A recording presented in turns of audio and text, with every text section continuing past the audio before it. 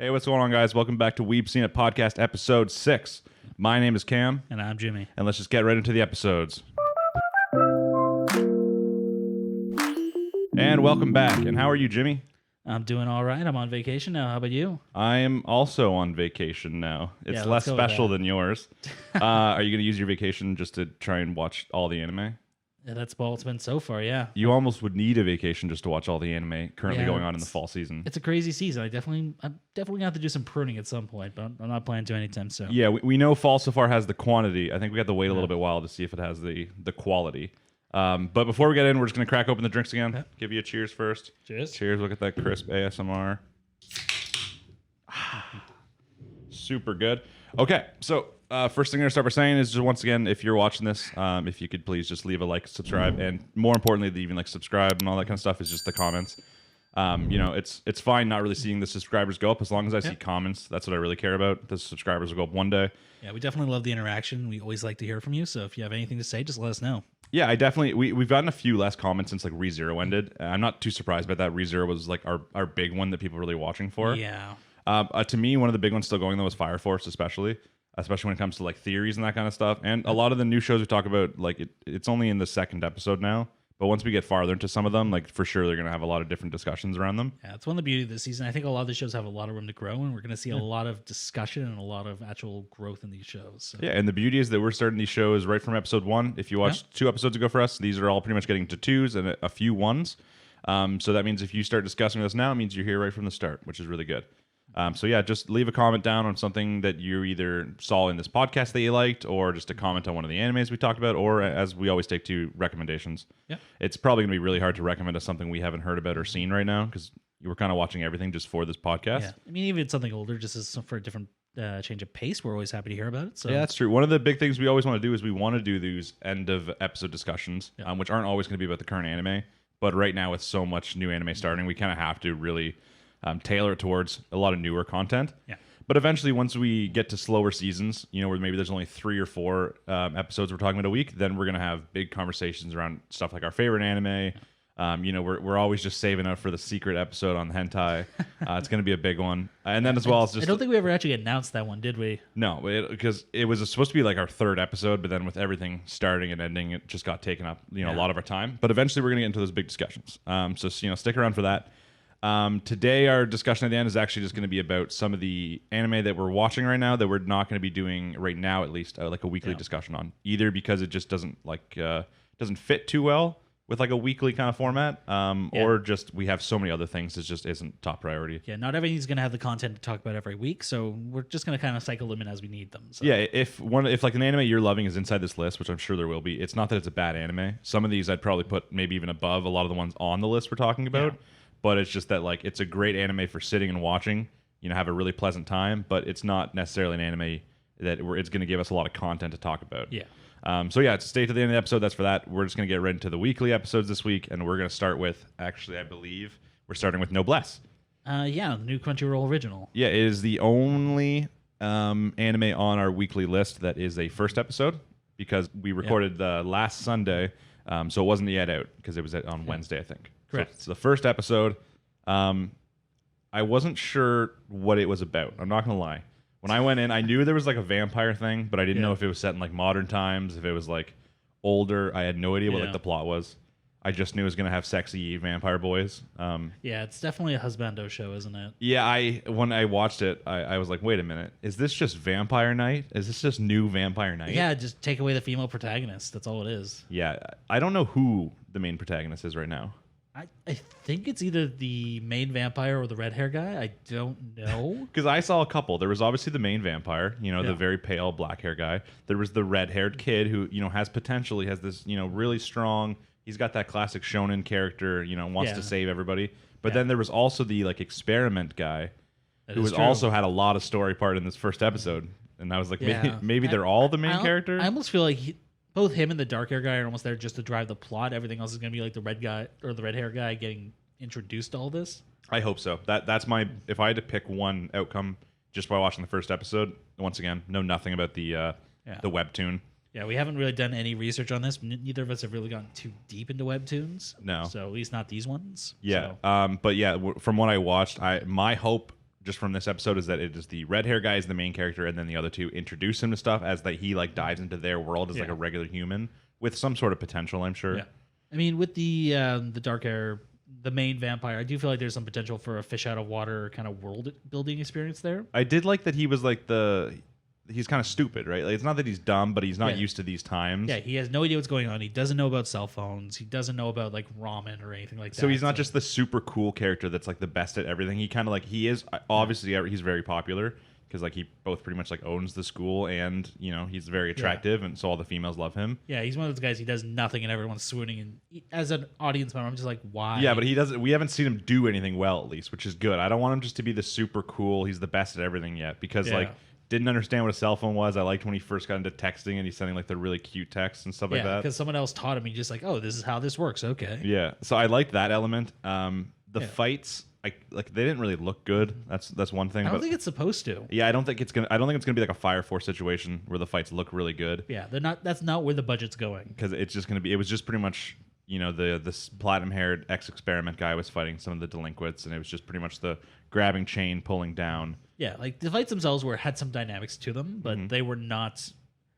They weren't badly animated, but they weren't beautifully animated. So that's not the drawing point. Yeah, that's not like, hey, you want a really sick fighting anime like God of High School? Well, here's Noblesse. At least not yet. Maybe they're definitely changing gears with this one. Yeah, I don't know where it's gonna go. Which is one thing it's really weird. I used to always look up a lot of stuff on like a manga or an anime before it came out, and now I don't anymore. Now I'm just like, well, I'll just turn each one on and I'll give it like 3 to 5 episodes. If I like it, I'll keep watching it. If I don't, I'll stop. Which is a good way to do it because that way you're not expecting anything. You don't spoil anything. And well, that's how I get situations like Decadence, right? Where like you go in, there's like a super huge twist in episode 2, and I'm just like, well, good thing I knew nothing about this anime because now it gave me that like that pizzazz, that surprise factor. Yeah, that show definitely would have lost a lot if you knew about the twist going into episode 2. So so where do you think this is going to go then? Where do you think Noblesse is going to go in like the first season arc? Because probably, if I had to guess, just like Tower of God and God of High School, it's probably going to be like a 13-episode anime. Yeah, it's not going to be longer than that. Crunchyroll definitely has their sweet spot picked out. Obviously, the show, the very first thing to talk about was the show starts with this like war scene, basically. Yeah. They didn't say where it was, I don't think. Yeah, no, it was left ambiguous, I believe. And it looked like just jungle area. Yeah. But yeah, it's about the group called, I think they're called what, like the Unity or something like that. The Union. The Union, yeah, and they're obviously like they're not shown to be vampires or anything, but they're obviously excessively powered. I mean, I'm pretty sure that they're either vampires or experimentation or like some offshoot. Yeah, so they're basically just destroying some sort of organization. They're way too strong, and then the guy basically gets called. He's like, "Oh, where are we going next?" And he's like, "Japan." Yeah. And then at the very end of the episode, then we see them in Japan, and then their job is to, find the... Basically everyone listed off as possible protagonists. Yeah, exactly, yeah. Because there's something that happened in the show that we haven't seen yet. Based off what happened, it was they mentioned how the platinum-haired ex-experiment has met the red-haired kid. Yeah, which I think... I remember I was looking through some of the comments, and there was a mention of an OVA or like a one-off. Oh, okay. I wasn't sure if we were just going to get into this and then have like an episode 2 or an episode 3 flashback. They might actually do that. It might still possible, yeah, because that's going to be some of the main characters seeing each other for the first time, but then obviously the red hair guy got like his memory erased or something. Yeah, which is something they just kind of gloss over, which, I mean... But something might have happened there that's going to make him more of a protagonist. It's going to give him like a power or something like that, right? Like that's... Because at the same time, that's probably where the experiments got loose. One of them died, we're assuming. I think his name was M24. Yeah, they didn't actually have proper names. So yeah, the only reason I remember M24 is because I was like, it's close to like X23, like I know. But I mean, I definitely still enjoyed the episode, but it was very different than what I thought it was going to be. Yeah, I went in almost completely blind. I wasn't even entirely sure if it was going to be vampires or just general supernatural. Mm-hmm. So even just getting into it, I got a very Vampire Night feeling, and it put me a little on edge for it. So. Yeah, it also, I had a little bit of a Seraph of the End feeling, because that was vampires. There was like a school-based thing in that, and yeah. I mean, true. I mean, Seraph of the End did handle it a little differently than this, I think. It was a little more combat-oriented. The first episode in Seraph of the End also like was one of those first episodes that got a lot of people like addicted or like hooked on it, because there was, a lot of death and, big storyline happened all at once, like a Goblin Slayer and Attack on Titan. Yeah, they had that moment of shock. They had the story dump, and then they pulled you in so you wanted to see more. This did not have that. Yeah, it didn't. That's what it was like. I enjoyed it. It was fine, but like I wasn't like instantly hooked. Like, give me more.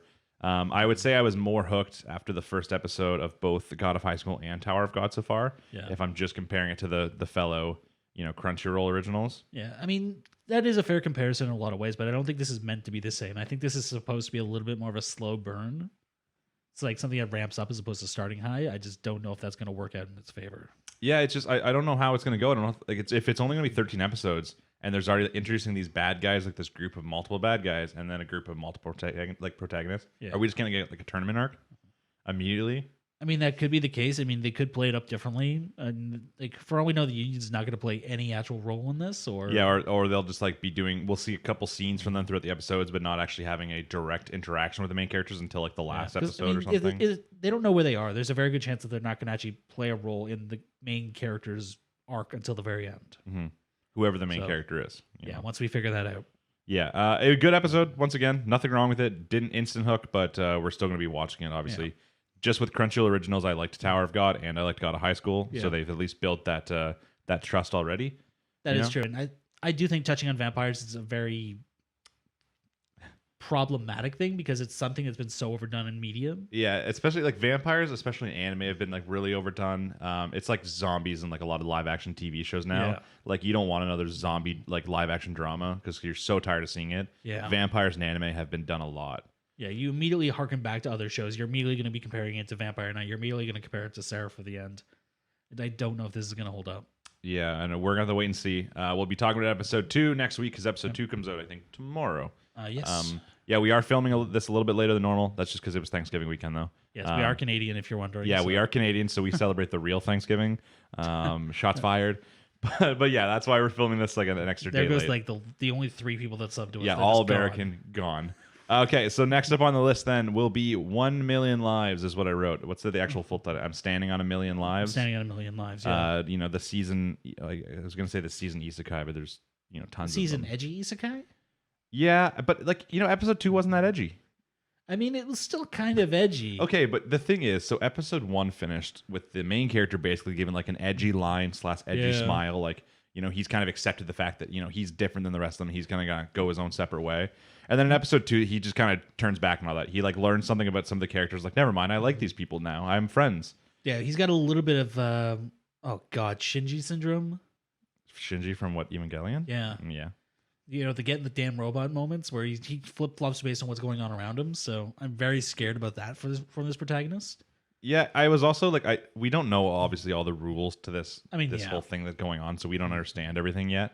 But like also when he like switches his class, like, you know, he ranks up, he swaps his class. Now he's a chef. I'm like, okay, so yeah, but he got to keep all of his previous skills. But he hadn't used any of his previous skills yet. He didn't have any skills. I know, that's what, so I was like, is the point is like every single time he's gonna get like another class, and you know maybe he's gonna become like super overpowered that way by getting all these different classes. The problem skills. Is they keep giving him the joke class. I don't know if that's going to be the case. He's just going to get a bunch of like mildly useful skills that might come in handy. But yeah, I feel like if you're going to swap someone's class multiple times, it has to be like, you know, even think of like, I'm trying to think, the one thing that like didn't do it almost did it more like a Million Lives is like Bofuri, where like she gets new powers sometimes, but she gets other new powers before we've even seen her use the last powers. Normally it's supposed to be like a steady flow going up. But Bofuri was like comical, so it kind of like pulled it off. Yeah, they kept stacking things on top of her. They're like, here's a mech suit. Yeah, the whole point of that is how comical is how overpowered she is, like by accident. This is not that point. Yeah. So like I find like, you know, if you're gonna have him be a chef or you're gonna have him be a farmer, let him use a few of his farmer skills first, and then he class up, gets a chef. Then we know he has these farmer skills. The problem is, what skill as a farmer would he have that would be any use in any situation? Especially if it was like a sort of situation or like one where you're living in that isekai. Yeah. Oh yeah. That would have use. You know, it's like that would have an application. But in this case, there's like no healing potions because they die in like one hit. Yeah. There's no reason. Like they go home eventually anyway, so there's not really a reason to like make a life there, kind of thing. Like. Yeah, like at worst, at best he could grow like a buff fruit, but based on how they do it, there was actual like growing rules there. So yeah, I don't know. It didn't really make very much sense. I think it was meant to be a joke, and yeah. Same with I didn't really like it. It wasn't like this epic moment. Like I was waiting for this epic moment where the main character is gonna have to beat like the troll, you know, to save the friends and that kind of stuff. And it wasn't very epic. It wasn't bad, but basically he's running away from the troll. He's like rank 9, and then he has no idea what happens as you rank up. Like we haven't even seen him go from like he would have. I'm assuming starting at 1. Yeah, they started at 1 and they leveled up, and it was one of those things where they got incremental stat increases. Yeah. Very standard leveling process. Yeah, so everything's kind of, he doesn't really understand the world, just like we don't really understand the world yet. And he's at rank 9, and as he's running, just about to die, basically the troll, he sees the goblin that survived, and he kills it real fast. It's like a gamble. And then he hits rank 10, and then the gamble, like, the guy comes back, and I understand that even he mentions the fact it was a gamble, but, like, the gamble just didn't make any sense. I mean, because he has no idea what happens when you level up. He doesn't know anything about rank 10. He doesn't know this guy comes back to you when you hit that to, like, class change. Like, it's like, this is the biggest gamble the world's ever seen. I mean, yeah, he was probably banking on getting some sort of skill, something that would help. What farming skill at level 10 would even help him? I mean, now you get Iron Hoe. I mean, at least it wouldn't break in one hit. I mean, 2 probably against the troll. I mean, if that. But yeah, it's not, it's just, obviously it's an isekai, so I'm not going to put all my faith into being terribly well written. Yeah. But yeah, like the whole point of it being a gamble, I understand, like, if your gamble's just, if I had 4 more stat points, I'd be able to beat this guy. Yeah, I mean, for all he knew, that was the only thing stopping him cutting it open. I mean, maybe. But yeah, that was, what, the big gamble worked out for him. Because then the guy came, when he hit 10, he reclassed to a chef, which is still bad, but at least it gave him a knife. And then the other thing, one of the main reasons he was able to beat it is just because, like, time was stopped. So when time was restarted, he just went underneath the thing with his knife, so the thing, like, went by him. Well, it wasn't even that. He repositioned it, sliced his belly as it jumped over him. Yeah, which he basically used the troll's momentum to cut his own stomach, because we don't even know if he would have had the strength to actually go through and cut it, as it's kind of shown later that he can't. So, like, really, he cheated, basically. He's basically a beater, is what I'm seeing. You really love that word, don't you? But, it wasn't bad. I actually, if anything, the one part I did like about the episode was, like, the plot line that it's taking us to at the end. Yeah. Because it was kind of like an early twist. It basically then shows when he finishes the quest, it was established in episode 1, they each get to ask a question. Yes. It's basically like, this man's a god. You get to ask him one question. No matter what the question is, he answers it. That's part of the rules. Yes. So he asked the questions like, what happens when we beat, like, rank 10? Like, what happens when we beat the last thing? And then he's like, oh, well, let me show you this vision. He snaps on a little thing. Yeah. And it's them in Japan with, like, a full party. He's got, like, knight armor on, and they're fighting this gigantic, like, dragon thing that, like, lands on the building. They don't really understand what happened, but then the final scene is him walking into, like, in Japan, and then he sees the building that's on, and he's just like, And he even acknowledges, he's like, if I don't do it, though, it means that Tokyo will be destroyed, and I hate Tokyo, so... Yeah, I mean, the one thing I did note was that he said, when he showed them the vision, he said, this is how it played out in our world. Mm-hmm. So this is one of those things, it feels like they're going back and, like, almost creating a self-fulfilling prophecy. Yeah, it's very weird. I don't even really have any huge guesses on what's going to happen yet. Yeah. But it was like a big thing of plot that was nice, because it's not just it was like something to look forward to the end. I don't know if that's like an end of this season thing, or if that's like an end of the show kind of thing, because I feel like that's a little big just to be the end of the season. I don't think they're going to get through that many quests. Probably none. I don't think this show has the longevity to really get that second season. Yeah, there's a good chance that we'll never actually see the outcome of that vision. Yeah. I mean, there's a lot of isekais that have gone unfinished. Things like Death March in a Parallel World. Yeah, I actually liked that. I'm not too surprised, shit like another world with my smartphone didn't continue. I didn't even finish that one. I did finish it because, I'm garbage. But, I got to the robot that forgot to wear pants, and I just stopped. Yeah. There's a good chance we'll never see the end of a show, but that's a risk you're always taking when you watch anything anyways. Yeah, and I mean, the fact of the matter is we could be completely wrong. The show could just, like, it could pop off. Yeah, you never know. Yeah. Episode 3 might be that moment, because they're going to get a new party member, right? So yeah, maybe he'll be, or she'll be it'll probably be a girl. I'm pretty sure they've already shown her, because the opening and ending, I think, featured 2 more characters that we haven't seen. So are they all girls? I mean, one is, I don't know about the other one, because they're wearing full plate mail. So yeah, okay. So I mean, good episode at the end. I obviously had a couple, like, I don't know the lore, so I can't really say lore issues, but I just had a couple issues being like, oh, this is a little bit like... The logic niggles. Yeah, that's for sure. But yeah, it wasn't a bad episode. I'm kind of excited. At least the end got me excited to see where the show could go, even if we never see it. I'm probably not going to drop it. I'm just not going to be excited to tune into it every week. It's not like I'm sitting here like, man, I can't... Like, obviously, one of the shows we don't talk about on here because Jimmy has not yet caught up is Haikyuu, which is one of my favorite anime. And that's like I can't wait for it to be Friday because I have a new episode of Haikyuu. I don't know if I have one of those yet. There's probably some right now that are like, close, at least like, oh, I can't wait for this day. Yeah, there's shows I'm excited to see. There's just not one that I'm excited to immediately. I'm not excited for something like a Friday because it has a million lives on it.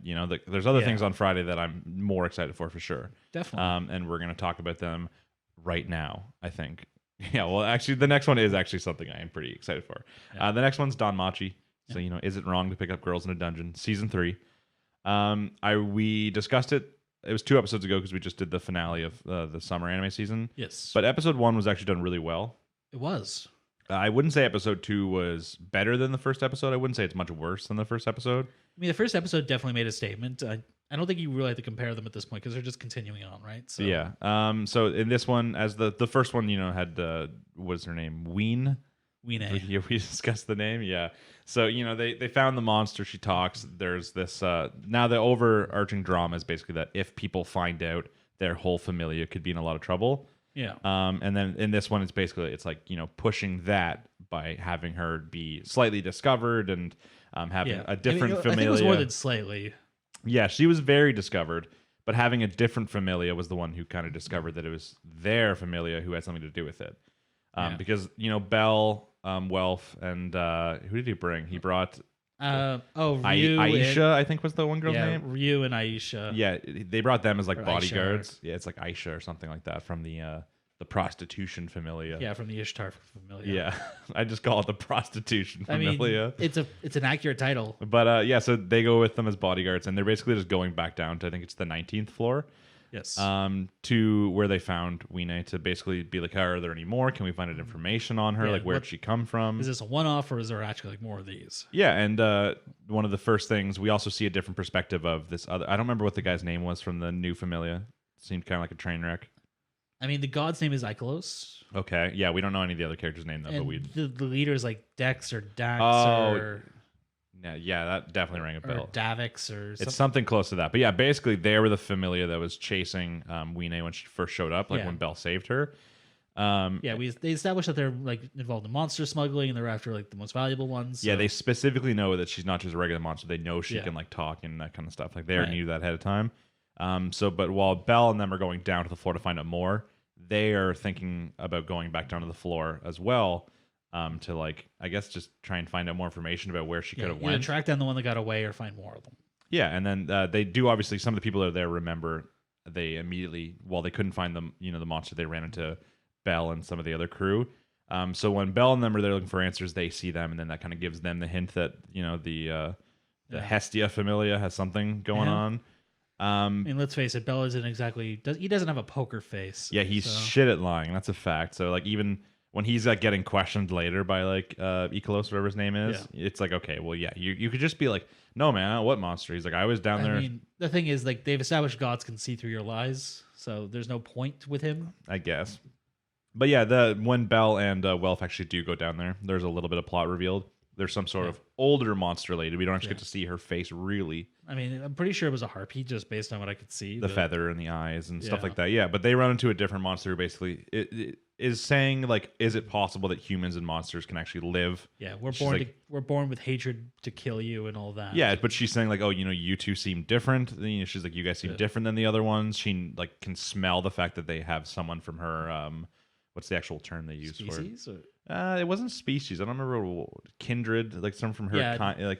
I want to say Nakama, but yeah, something from like one of her kind. They can smell that they've been near her and that kind of stuff. Right. So it's basically a different super intelligent monster that's acknowledging that they are maybe not bad. Like there's still a chance that humans and monsters could be, but it's going to be excessively difficult. Yeah, I mean, especially considering most of them are still mindless and want to rip your throat out. There's a whole lot to work there. Yeah, so I'm assuming that's the plot of this entire season. Probably. Start to finish, it's going to be about like their familia having to defend Weene and that kind of stuff. Yeah, I mean, they've always done like split arcs in the past. Like usually, they do 25 episode arcs, and then half it's dedicated to one, half it's dedicated to the others. So it just seems like such a big thing. That's like a world. That's like a world changing event. A lot of the other stuff has like been affecting their familia or one of the familia really closely. Yeah. But this would be a world changing thing. God saying monsters are bad, kill them. We also got to learn like who's making these monsters, or are they just evolving naturally? Yeah. It's kind of implied that like maybe someone's behind the scenes.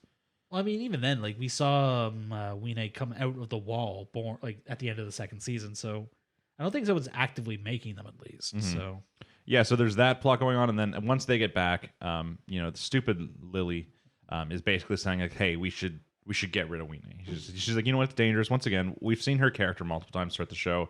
kind of not put her own interest ahead, but at this point she puts like their interest. Like now that she's part of the familia, she's pragmatic. She's the practical one. She's like, hey, she's like, I understand that like Belle's kind of a little bitch. She's like, let's not even tell Belle. She's like, but like, he's very sensitive and he's a nice guy, but like we can't do this for the familia. It's not like a bad thought. But it's not obviously not like a main character protagonist thought. If they get found out, they're going to kill Wine and probably screw them over too. Yeah, they'll be like kicked out or whatever. Like we've seen. That's like best kicked out case before. Scenario. Yeah. So it's practical, but like obviously that's still not. And then of course Wine is actually listening in on the conversation, and then she runs away. I mean, yeah. And when she runs away, we obviously know there's going to be an issue coming from that. Yeah, which I mean, it wasn't the issue I thought. I was honestly expecting someone just to notice her. Yeah, they had to show off that she is good. Like it's the classic anime thing where they have to show off that she is good, but people still don't appreciate it because she reveals herself by basically hopping behind like a kid who's about to have carts fall on her, blocking with like a cool wing, and then even the kid's like obviously terrified because it's a monster. All the people start throwing apples and shit. I mean, yeah, the problem was the context because no one actually saw the crate start to fall. Yeah, so they just suddenly saw a monster there and a bunch of shit. Listen, that kid knew. That kid knew that shit was falling on them. I think so. She started looking when they were falling, so for all she knew, it was this monster jumping down on her. I think she realized she fucked up right away. Little bitch kid. But whatever. Man, you have a problem with kids in anime, don't you? Yeah, they always suck. That's my problem with kids in anime. They never do anything good. But the whole point there is that the people are about to chase her off. She's about to be in real trouble, and then of course Lily comes in to save her as like her like secret hidden identity, where she uses to get information and stuff. Yeah, because Belle was originally gonna go in, and then Welf's like, dude, like no, you can't do this. Yeah, Welf stops her because he's like, no, like you cannot be seen with the monster kind of thing. That obviously directly correlates their family with them. But then Lily, we've seen it before in the season. She has her super secret identity that she uses to get all of her information from. It's her unique skill. It's a belt, like stroke of midnight. Yeah, she pretends to be like an elf, I think, for this one. Yeah, before she's done it as like Palums and other creatures before. Yeah, furries. So. Yep, exactly. I guess she's even just done it as like short people before. Yeah, so this one she just does it an elf. She goes in, she saves her, which is obviously like her mini redemption for being her fault that she ran away to begin with. I mean, nothing was done with ill will. It was very much a like this is so that we can all thrive. Yeah, it was a practical decision, but you could see immediately when they said that like Weenie ran away, she must have been listening. Her face was like distraught. She was like, oh no, just like oh shit. Yeah, because she was trying to think right, but thinking about what's the easiest option versus like the whole point of the show is that Belle always makes the hard decisions, the decisions that don't work out best for everybody, but like. He just kind of has to do it. Like, it's just in his moral code that he kind of has to. I mean, even then, it usually works out pretty well for him. Yeah, obviously, it always works out well, but it's not supposed to. Like, the odds are always stacked against him, you know? As they are in this season. I don't mind if they do the same thing and they split into two parts. Like, there's two different arcs. It's just not going to have the substance it needs, I think. Yeah, it's going to, like... It wouldn't have the ending that we'd expect. Maybe at that point, like, they'd accept a few of these, like...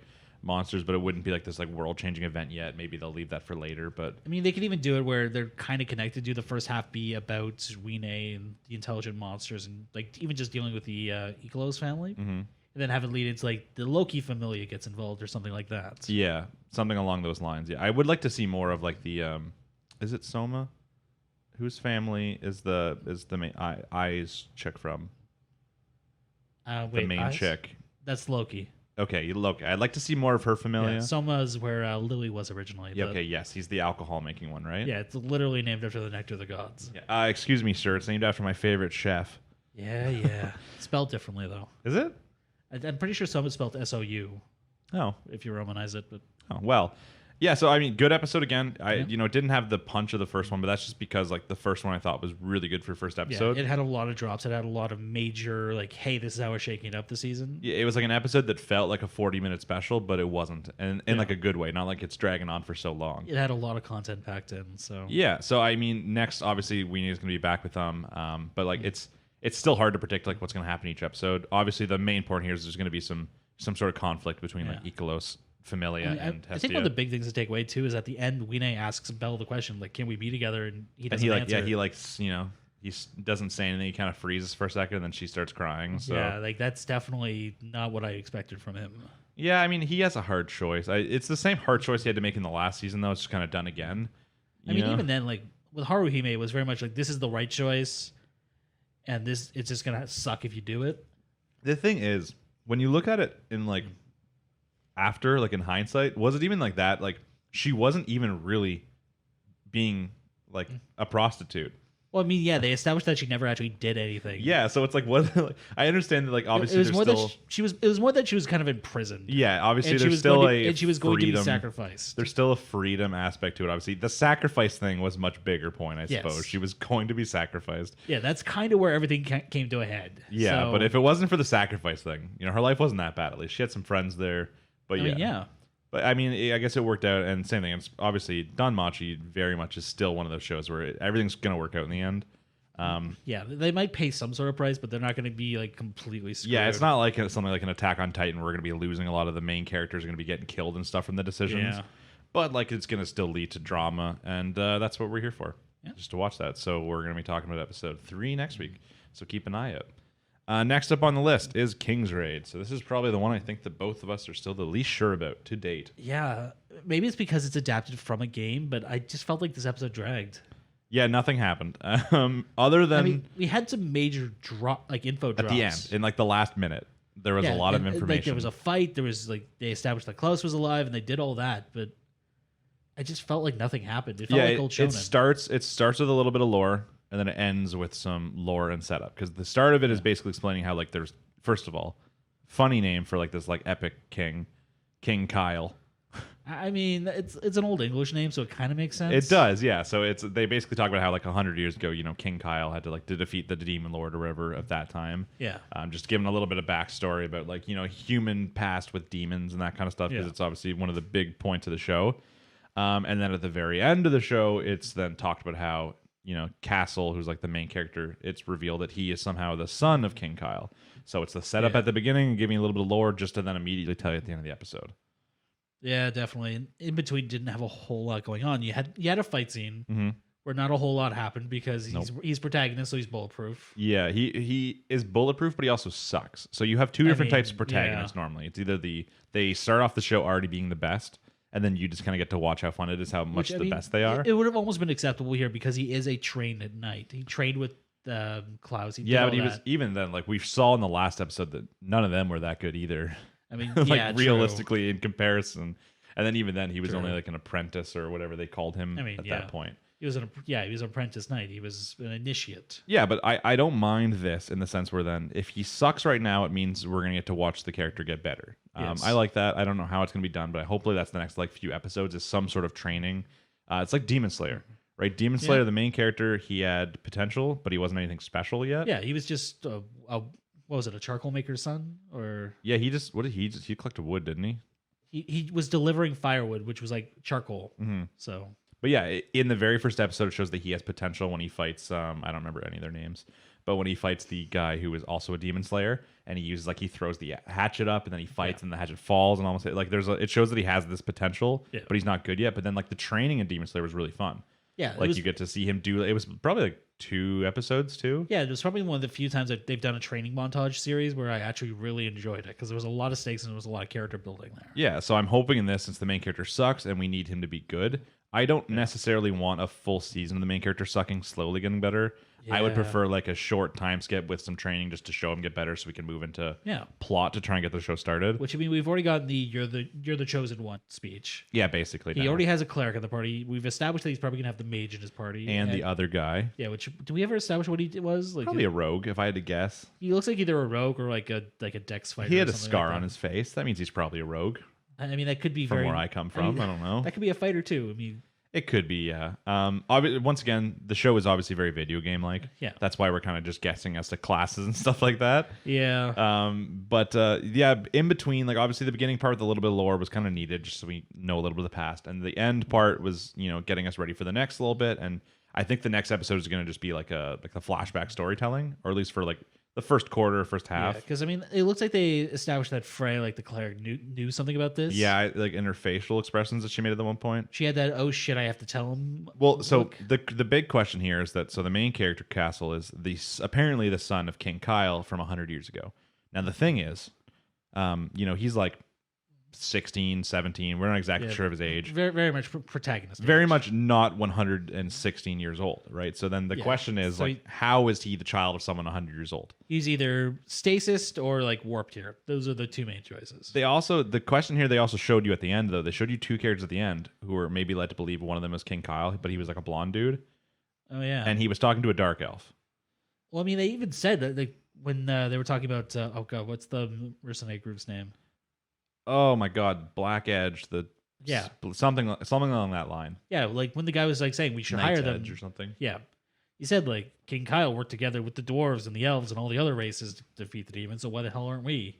So is there a shot maybe that his mom is like we've seen his mom obviously in these little flashbacks, but we're talking he's a baby. He doesn't really know. Maybe he's forgetting a little bit. Chance that his mom's a dark elf or something like that long, like that line. I mean, if they go with A, that he has like a super long lifespan because of that, or B, this is completely off topic of this, but if the reason he eats bugs is because he's half dark elf, I'm going to be really annoyed. I mean, listen, that's the only reason I'd accept because no one wants to eat bugs. It's the stupidest thing I've ever heard. I mean, you eat lobster, right? Yeah, but I like sea bugs, so that's different. Sea bugs are acceptable. Land bugs are not. But I don't eat either, so the thing is, yeah, because by hinting that Frey kind of knows, it's then implying that like he was placed in the orphanage and they kind of knew what was happening. Yeah, like I'm almost sensing like some Ocarina of Time stuff here. Like they put him in a temple, it like froze him there for 100 years, and then he woke up when he was going to be needed. Mm-hmm. But even then, like I'm wondering if Frey would have been a child at that point if he's been raised with her. So like, why would she have like how would she know this kind of stuff? There's got to be some sort of plot implying how she knows or how they know. I don't know if they ever said they're the same age. She could be a few years older. She could be, yeah. She could have just been a little older when they came in, so they kind of know. But even then, it would have, like, to them, there's just being kids there, it would have just been introduced as a kid. It wouldn't, like, you don't think that they would have told the kids of the orphanage, like, oh, this is actually, part dark elf, son of King Kyle from 100 years ago, right? So there's got to be a story. I mean, she might have been involved in coming through. It might be something to do with the church she's serving. There's a whole lot of ways that could go. I think that there's got to be something implied, like, maybe, like, Klaus and her are supposed to be with him as, like, part of a, like a future adventure party, or maybe they were like told to to protect him kind of thing because he's like this. Some sort of plot, obviously, that is like told to them who he is just to make it a little easier. But yeah, I liked the ending part because that got me a little more excited for the future episodes. But yeah, in between was just a lot of we got a fight between the main character and I'm assuming who's like supposed to be like the main villain of the season, like the demon lady. Yeah, some sort witch. of probably a necromancer. Mm-hmm, probably since they did imply in this that it's possible that she's not with the skeletons, but. I mean, they did, yeah, but they also referred to her as a demon or a witch. So. Yeah, that's because he said like a female demon. They're like, oh, so a witch. I'm like, oh, sure. I guess that's how that works. That's what that means, yeah. And then we did get more with the dark elves. Yeah. Which, I like the dark elves so far. I was still thinking, like, I was trying to see how the main characters and dark elves are going to interact. I was like, oh, is he going to be like, oh, you guys are so strong. Can you train me? Can I go with you? Can I join your clan? Like, I was actually expecting that. That's what I was thinking too, but that didn't happen. They just passed on, and then he met the new characters, and they did their own separate plot still. Yeah, I mean, I feel like they could have just like cut out the middleman and just had the dark elves do it, but yeah, we of course then also got to see the very not evil guy talk with the head of the dark elves and talk about his plan about how he's like, oh, these guys are all cowards. I'm gonna take over, and then he's like, yeah, when I take over, you guys will be nobles. And the dark elves like, yes. Can't wait. He like sips his wine. Yeah, it was basically evil villain monologue number 7. It was very straight to the very point. Evil villain, but it was just funny because we already understand the Dark Elves' plan technically at this point. Yeah, they've already told us they're planning to take over from him. Yeah, so like they're not actually working together on that plan now. That was one of the questions I had from the first episode. They're separate. Yeah. Which is just kind of funny then because like it shows the dark elf like zoom in on his face and smile when he's like, yeah, like to our future kind of thing, because he's already intending to fuck him over eventually. Yeah, basically he's going to take over. Then like next week he's going to take over from him. Yeah, but even if you just watch the ending of the show, it's implying that like the backstory of the main dark elf, he had like it was like a younger sister, a younger woman with him crying as like shit burned around them. Yeah. So we're gonna get their plot eventually. And like as I said, this still might be a very much like a split protagonist kind of show. It could very much be, and I think they've already shown the younger sister, who's like the very cold, very like everyone shuts up when she talks type character. I'm also wondering if they're going to do like they're like the dark elves are related to Castle. Well, it's possible if his mom secretly turns out to be a dark elf. Exactly. And like I wouldn't understand at the very end why he's talking about King Kyle and it shows these two characters. One, earlier in the episode, the witch did say that she fought him basically because he seemed like familiar, like he looked familiar. Yeah. Which then at the end, obviously, we know it's because he looked like King Kyle. But the character, I mean, it's anime, so all their faces look the same. I mean, yeah. But the character like was blonde, and normally in anime, it's like hair color is like the only way that people look the same. But we could assume that they're not living the anime, so they see the facial features. I mean that is a fair point. But yeah, just while he's discussing the whole like King Kyle and him being the son, and then it just shows these two characters, and one of them's King Kyle, and then one of them's just like this female dark elf. It seems like there'd be they wouldn't just take a scene of him talking to a random dark elf. In my mind. I mean, yeah, it implies that they had some sort of relationship, even if it was just saying like, hey, he did work together with the dark elves, so.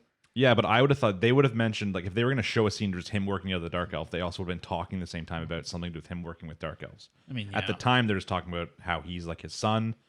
So I'm like, like it's a little weird. I mean, yeah. But it sounds like that's something we're going to figure out real soon, anyways, because it sounded like the next episode is going to be. Yeah, that's not going to be an end of season drop. That's going to be pretty early. Yeah, on. he's like, oh, well, let me. The end of the show is basically like, oh, well, let me tell you the tale. So that's obviously going to go into the next episode, him telling the tale. Yeah. Plus, I think in both episodes now we've gotten a flashback of him seeing his mother just before she died to demons. So.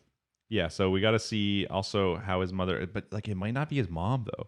In his whole mind, remember we're talking like he's got to be really young. This might just been like his caretaker or something. This could even be something to do with like the time skip. It could be he's thinking of his mother and he's thinking of a human woman, but it's an implanted image, so he doesn't realize he's half dark elf. Yeah, that's just my guess right now. We'll have to wait to see. That won't take very long. We're gonna be watching that next week. A few days from now is the next Friday episode, so episode 3. And I think at this point we're just both really hoping that like the show just like hooks, you know. Yeah, I mean, there's a lot to talk about, but it's just not having the content I'm looking for right now. Yeah, there's still stuff to talk about. This episode, like a lot of slower in the middle stuff, but there's enough guesses basically from the end. But at least it's a show that you can have guesses and discussions on. I mean, the worst part about it, I feel like the show is gonna have a lot of scenes that are the cutscenes in a video game you normally skip over because you don't care. Yeah, because it is a video game technically. I mean, yeah, that's the big concern I have. But yeah, we're just watching, hoping that it gets really good and kind of hooks us before whatever. We don't know if it's a 13 episode anime, 25, 100. Who knows? It could be the next One Piece for all we know. Probably not. Don't know the content for that, but I didn't think that when I watched the first few episodes of One Piece either. So yeah, but if you're a big Kingsraid fan, because that was one of the ones that people actually mentioned in comments ahead of time, like before we started watching, is like they were excited for Kingsraid. I don't know if that was based off them playing the game or just them being like excited over the the show. Yeah, it definitely had some nice visuals when they first were announcing it, so that could definitely have been a role as well. So but yeah, I mean, if you're a big Kingsraid fan, just let us know in the comments why you're such a big fan. Slowly try and convince us. As I said, we're watching the show anyways. So if it's just gonna pick up rapid in episode 4, 3, 4, 5. I mean, we're on the fence, so just one little push is gonna settle it for us. So. Yeah, or it could be one really terrible episode, and that might just push us off the fence. Exactly. Yeah. So we're gonna have to wait to see. Next up, still another Friday anime would be Jujutsu Kaisen. The big, I would definitely argue the big shonen of the year, or at least the big shonen of the season. Yeah, year is a little bit harder to say. Yeah, it's definitely up there. It's going to be competing with Fire Force in that regards. I mean, I think Fire Force is kind of on its heels right now after the last season. So yeah, the one thing I'll always say about Fire Force, and this is kind of linked with Jujutsu, is that Fire Force, it had such a good end of season 1. Like the pace of season 1 going from like the first episode all the way up was just like such a good escalation to the end, was so hype, and like then when you start season 2, everything obviously has to go back down in like scale because you can't just keep going up forever. Which then it was really slow starting in season 2. It's like we've already seen the main character have these like light speed powers, these epic fights, and then we're going back down to like him being kind of a basic bitch. And there's obviously the plot as to explain why. It's not that was like dumb that they did that, but it was like this like big hit. Jujutsu so far, it's same thing. I feel like it started off actually really hype, like it probably really close to Fire Force, honestly. If I had to compare like the first few episodes. First episode, it was a lot that happened, and they established a lot without having to just info dump you. So. Yeah, one thing I'll say about episode 2 right away is I actually really liked the fights. They looked really nice, which is good because we talked about a couple episodes in this one that fights weren't like the thing of the anime, but this one the fights looked good. Like it starts with the guy popping up, and like I kind of twist. I didn't realize that he was going to be like a good guy. Yeah, I honestly thought he was either going to be an antagonist or just a dick. Yeah, but he's kind of like the Kakashi of the group. Yeah, really. I mean, but yeah, he pops in. He basically just like, hey, can you turn into your the other guy for like 10 seconds and then like turn back? He's like, I just want to play with him. The guy's like, okay. So he turns into him. They have this like cool fight for 10 seconds. Then it just shows the main character turn right back, which then makes this guy believe that he actually can control. Yeah. We get the plot of the show, so that's always a good thing to get in an early episode. Yeah, they didn't drop it in the very first episode, which was kind of nice. It made you wait for it, but it still had enough going for it that it kept you pulled in. So yeah, if I would have guessed just from the first episode, he ate the finger, which gives him powers, but now he's just going to go to the school and he's going to learn how to fight them. He's going to fight the curses, which isn't wrong. But in this one, you get like the plot line of like the person. Is it Setsuna? Might be the name of the demon. Oh, I think it's really close to that. It might be very close to that, but basically he has 10 fingers, and he's like this very powerful demon. First of all, he has 20 fingers. Does he have 20 fingers? He had 4 arms. Oh yes, yeah. Because what did he ask? The main character asked if it was like fingers and toes or something like that. Yeah, it's like no, he had 4 arms. It's like oh, okay. Yeah, so the whole thing is that he was one of the most powerful demons. And then what's going to happen is like they can't really like kill him. It's like really difficult. But then the sensei guy, so like the Kakashi figure, basically figures that if the main character can eat all the pieces, and he'll gain like all the power, and then he dies, the curse will die with him. Yeah, so it's like a way of getting rid of him once and for all. Yeah, for super powerful objects, you put it into a vessel, which is a living person who can handle it, and when they die, it's gone. Yeah, but it is implied that there has not been a vessel who could actually handle this demon because he was so strong, or this curse so strong, for like 1,000 years or something. Yeah, which I mean, I think is pretty fair because I don't think they're actually actively looking for one either. Because it'd be very hard to test. Yeah, you put it in, and it's like, oh crap, we have to deal with this demon now. But yeah, one of the things that's told us about the Setsuno, whatever his name is, the curse, was that he was actually a human to start. Yeah. So that I think he was basically since like 1,000 years is basically just saying since the original, who was a human and could kind of handle it or whatever. Yeah. But yeah, as the main character eats them, he's gonna get probably stronger, we assume. So the plot line is he wants to take this main character because they all want him executed, but he wants to take him and feed him all these fingers first. And then execute him. Yeah, so he's buying himself some time. He isn't actually saving himself. Yeah, so the main character's thinking about it. He's like, oh, like, will doing this, like, save people? And he's like, well, yeah, I mean, like, obviously, this means there's less curses there. This is a really powerful one. It'll probably save people. And then he's like, okay. He's like, I'll do it. He's like, I'm still not cool with being executed. He's like, but I'll do this for now. And then we'll talk about that whole section We'll talk later. about that when it comes to it. Which I think is kind of a big card to leave on the table.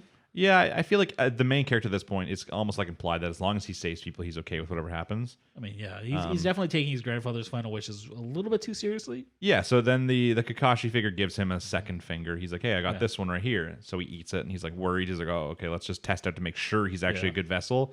And then the main character eats it, no problem. Yeah, there's a moment where it's like, oh, shit. Yeah, you're like, uh-oh. But then he's like, oh, hey, what's up? And it's like, yeah, no, that was disgusting, but thanks.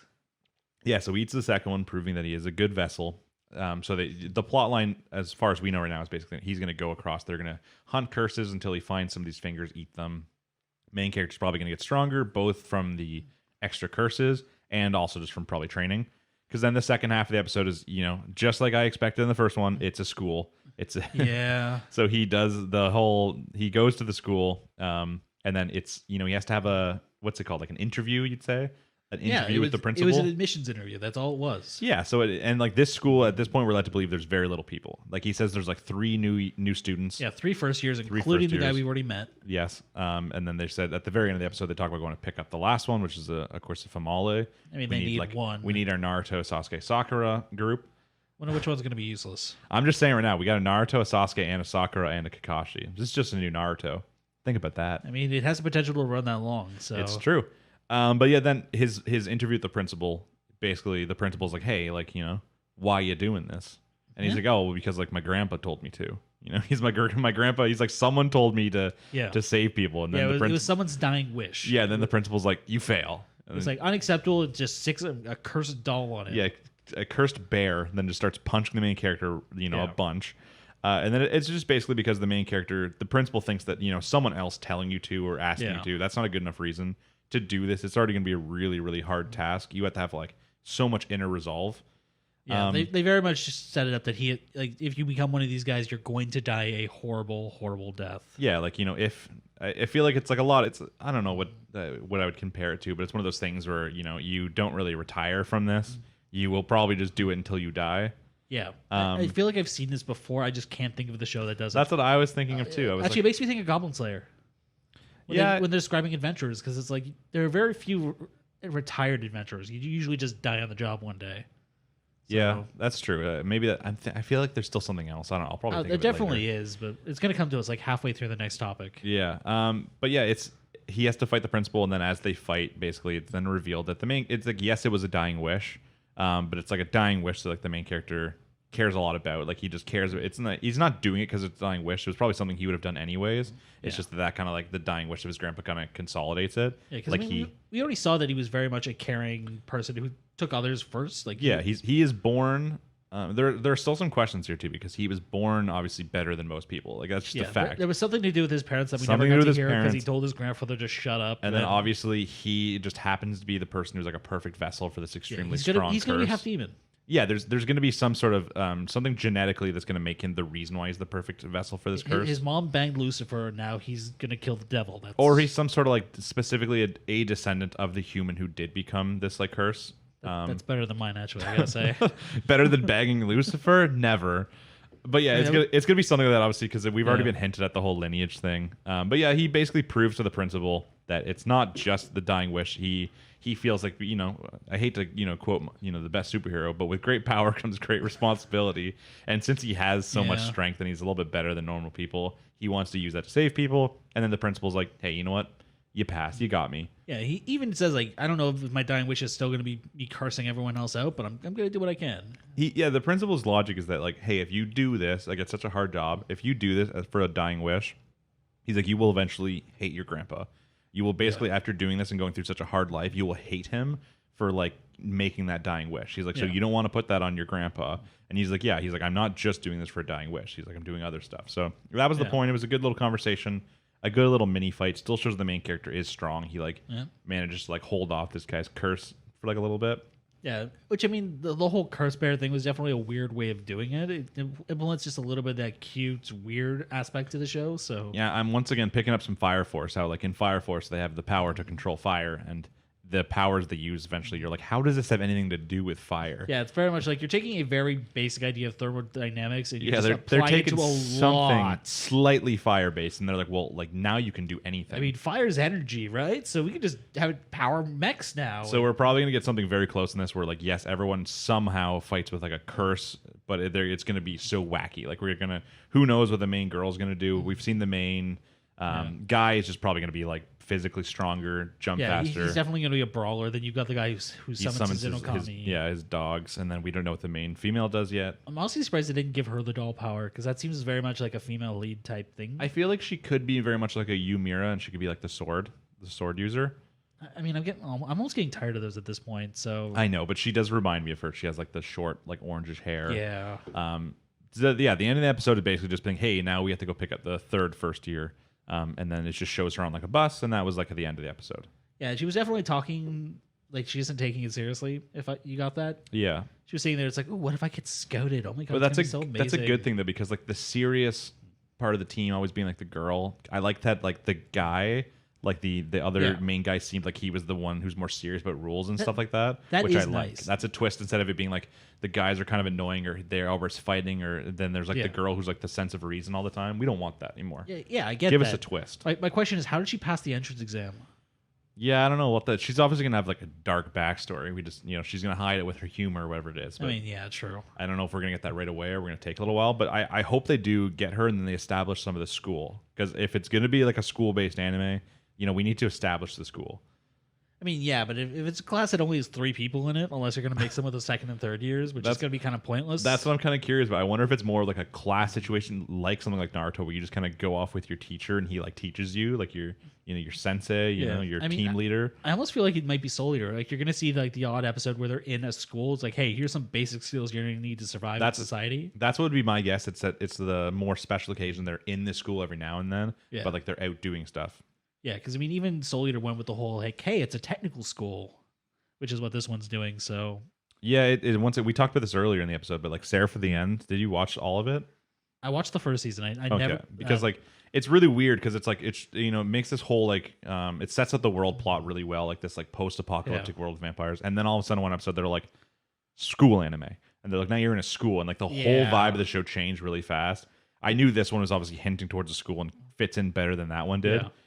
So I would like it more though if it's a lot of times it's something like a mix between like Naruto and Soul Eater, where they're out on missions, fighting curses, stuff like that, and then every now and then they're back in the school like learning something. Yeah, that's definitely going to be the number one. The school's going to be more like their downtime. That's going to be the rest between the different curse arcs. Yeah, because I like a little bit of slice of life school thrown in there every now and then, but it's still a shonen, so I mean, you can't do it constantly. Do we even care about these slice of life moments with these characters? Because I mean, we haven't established that they have any type of social life or any interests beyond curses and. I like the main character though so far, at least. I'll say that compared to a lot of the other shows on the list, obviously probably excluding still something like Fire Force and Don Machi, where I still like the main characters. Yeah. But he has personality. He has personality. Yeah. Like if I met this guy, I'd actually like to talk to him. Yeah, he's a likable character. He's not too goofy like we get a lot of these times with people like Jin from God of High School. You got still like your Luffy characters, stuff like a lot of these goofball main characters of a shonen. They've got 2 or 3 core traits, and then they just punch things. Yeah, exactly. Like he seems like he might have more depth. We'll still have to wait and see exactly where it goes and like how he uses his like curse power, because we've only seen him basically be strong, be fast, stuff like that. Yeah, There might be something a little bit I mean, more we have later. seen like his diligent side with him going to see his grandfather every day and how he like forced or like decide not to take clubs up for that. Yeah, just to visit his grandpa. Yeah, he's a very good grandson, So he seems like a good character, and that's one of the most important parts. Because if you're gonna watch a shonen that goes on for hundreds of episodes, you gotta like the characters. Yeah, I mean, I don't know if this one's gonna make that multi-hundred episode mark. Yeah, I still think that I wouldn't be surprised if this was a 25 episode anime. For the first season, yeah. I mean, I wouldn't be surprised if we get multiple seasons as well. Because especially for shonens where so much of it is about a fight, it's so hard to fit into 13 episodes. It is, yeah. Even something like God of High School, which was recently like a shonen, that like it didn't have any plot, right? Like for the most part, it was mostly fights and then a little bit of plot. From what I've seen, like a lot of the plot got cut. That's why a lot of things just did not make sense when you thought about it. So, and it's because they had to fit it into 13 episodes, which I feel like is hard. Yeah, so they had to choose: do we have the exposition or do we have the epic punch-ups? Because most of like your golden age shonens are like animes that went on for long times, or when they came out, they had long seasons. Yeah, like we're talking more in like the time of being like 50 episodes in a season kind of thing. Yeah, and those were shows that even then, like they never really took a break. Yeah, like something like One Piece, right? Just keeps going on. Yeah, even other shonens like from the Golden Age. When you look at like original Naruto, they had so much filler. There was Hitman Reborn, which dragged everything out to a snail's pace. Mm-hmm. So they were able to just drag out all the story elements because they had the episodes to just cram them in. They had room to spare. But most recent shonens are very much going for that shorter seasons with the breaks in between, like you have with Black Clover.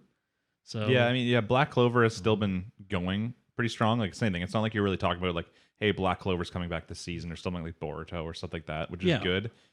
So like I hope that Jujutsu Kaisen is something close to that. Yeah. Where it just like kind of is going with short breaks, maybe takes like a 1 season break, comes back after. Yeah, because I think they've got like 13 volumes of the manga to work with. Okay, so not bad. I think that's what I saw. So okay, but yeah, it was a good second episode. I was not too surprised with the whole school thing, as I said. I guess that in the last episode. I mean, it's hard for shonen to get away from that, honestly. Yeah, it is, especially when you have your main character who is in high school. They can't just then make him go away for ever and like hunt these curses and stuff. They still have to have him in high school normally. Yeah, because you don't want to teach Japanese kids to not go to high school. I mean, the thing is, there's either you're in high school or it's a world that doesn't have high school. Yeah, that's typically it. Or you'd think worlds that don't have high school, like Seraph at the End, wouldn't, but then they just somehow put a high school in there. I mean, that was like them trying to rebuild society, though. So I could kind of accept it there. I don't know if you'd start with high school. I think the girl said it at one point. It's like people in high school get together, which means they're going to bang, which means they're going to have kids, and they want to repopulate. I guess, yeah. Like there was a whole monologue about this. I feel like if anything, you just skip right to college at that point. I mean, yeah, but I mean, if you're like 15, you can't really go straight to college. I guess technically, if the world was focused on repopulation, there is very biblical science about what years are your best for that. Let's not get into that topic right now. Post-apocalyptic, yeah, we'll save that for a future episode. Yeah, that's a topic I don't think we want to preach. That's the same one for the hentai episode. But yeah, Jujutsu Kaisen, good episode. I enjoyed it. It's one of the ones I look forward to, I would say. So far, excited to see where it goes. Yeah, this is definitely the first one I go to after Machi. So I obviously go to Haikyuu first. It's normally actually Haikyuu, probably Machi, then this. I'd say pretty close. I'm getting really tired of Haikyuu pretty quick. I'm not going to lie. It's so good. We'll save that. Not when you have so many seasons to burn at once. They're all the best seasons, though. And then last up on the weekly list is, of course, Fire Force. So our only still ongoing one from the last season. Yep, and this was actually a direct continuation of an arc, right? So yeah, it just went right from the last episode. Was Shinra fighting... God, I remembered his name last week. Now I can't remember his name this time. I want to say Shin, but I know it's wrong. I feel like you're just thinking Shinigami. I know, yeah, because I think he called himself a Shinigami. No, because it was like Kuroko or Kuruso or something along those lines. I'm not going to lie. I hate everything about the characters. I'm not going to remember him. Yeah, still a very weird character. He deliberately in the fights, he's like, hey, He's like, hey, you strong people, walk away. I want to beat up the weak people. Yeah, which is very counterintuitive. Yeah, normally in anime, it's like, give me your strongest man and I shall fight him. He's like, give me your strongest child. I mean, not even this. He's like, give me your weakest child. Take your strongest child and walk away for now. And let me at the weakest. Yeah, but I mean, it's a direct, continuation. Shinra's fighting him. Yeah. Licht is basically like, hey, like I think the end of the last episode was it? No, maybe it was the very start of this one. Where the orange-haired kid, like his Adola... Yeah, it started going off because Shinra was fighting. Yeah, it like basically spawns, like it starts. Like he's going to be one of the new... Yeah, which once again we saw Rekka, which was kind of a weird...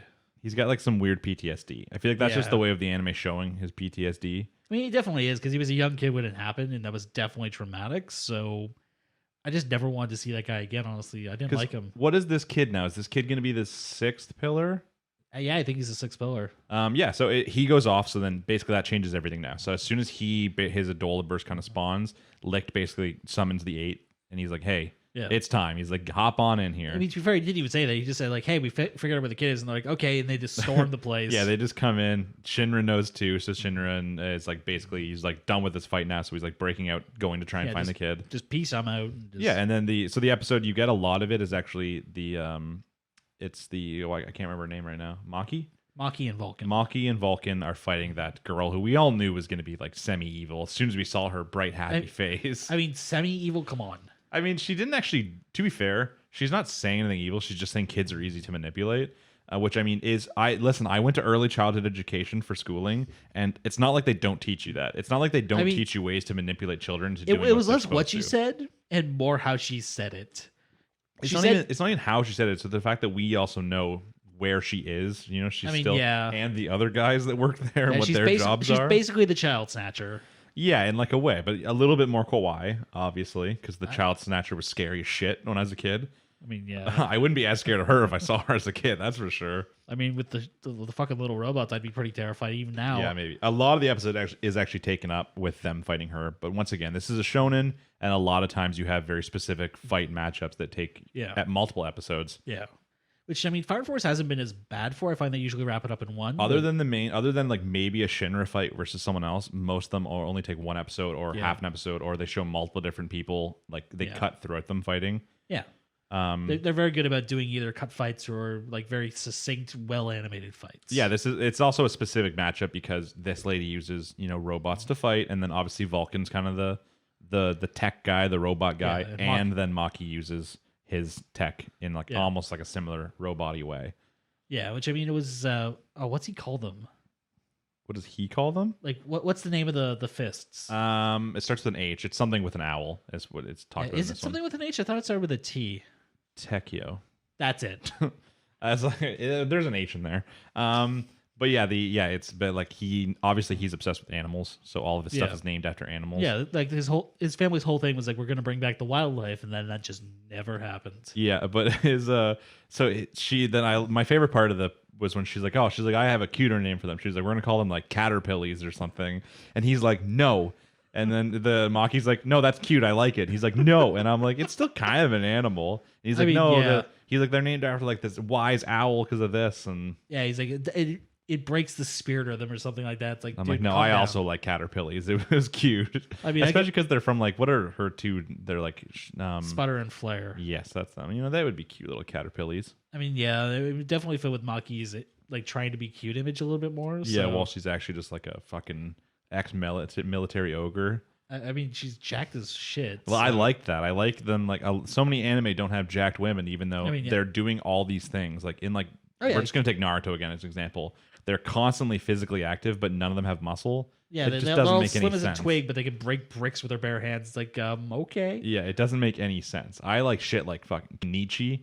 You know, history's strongest disciple. There are some jacked ladies in Kenichi. Yeah, like, I appreciate that. It's just the fact that they played up as a joke that's kind of iffy for me. So yeah, but yeah, so a lot of the episode was their fight. A little bit of it was Shinra and Licht running, trying to find the kid, while Kuroko, whatever his name was chasing after them. The Shinigami guy. I think it's Kusakabe.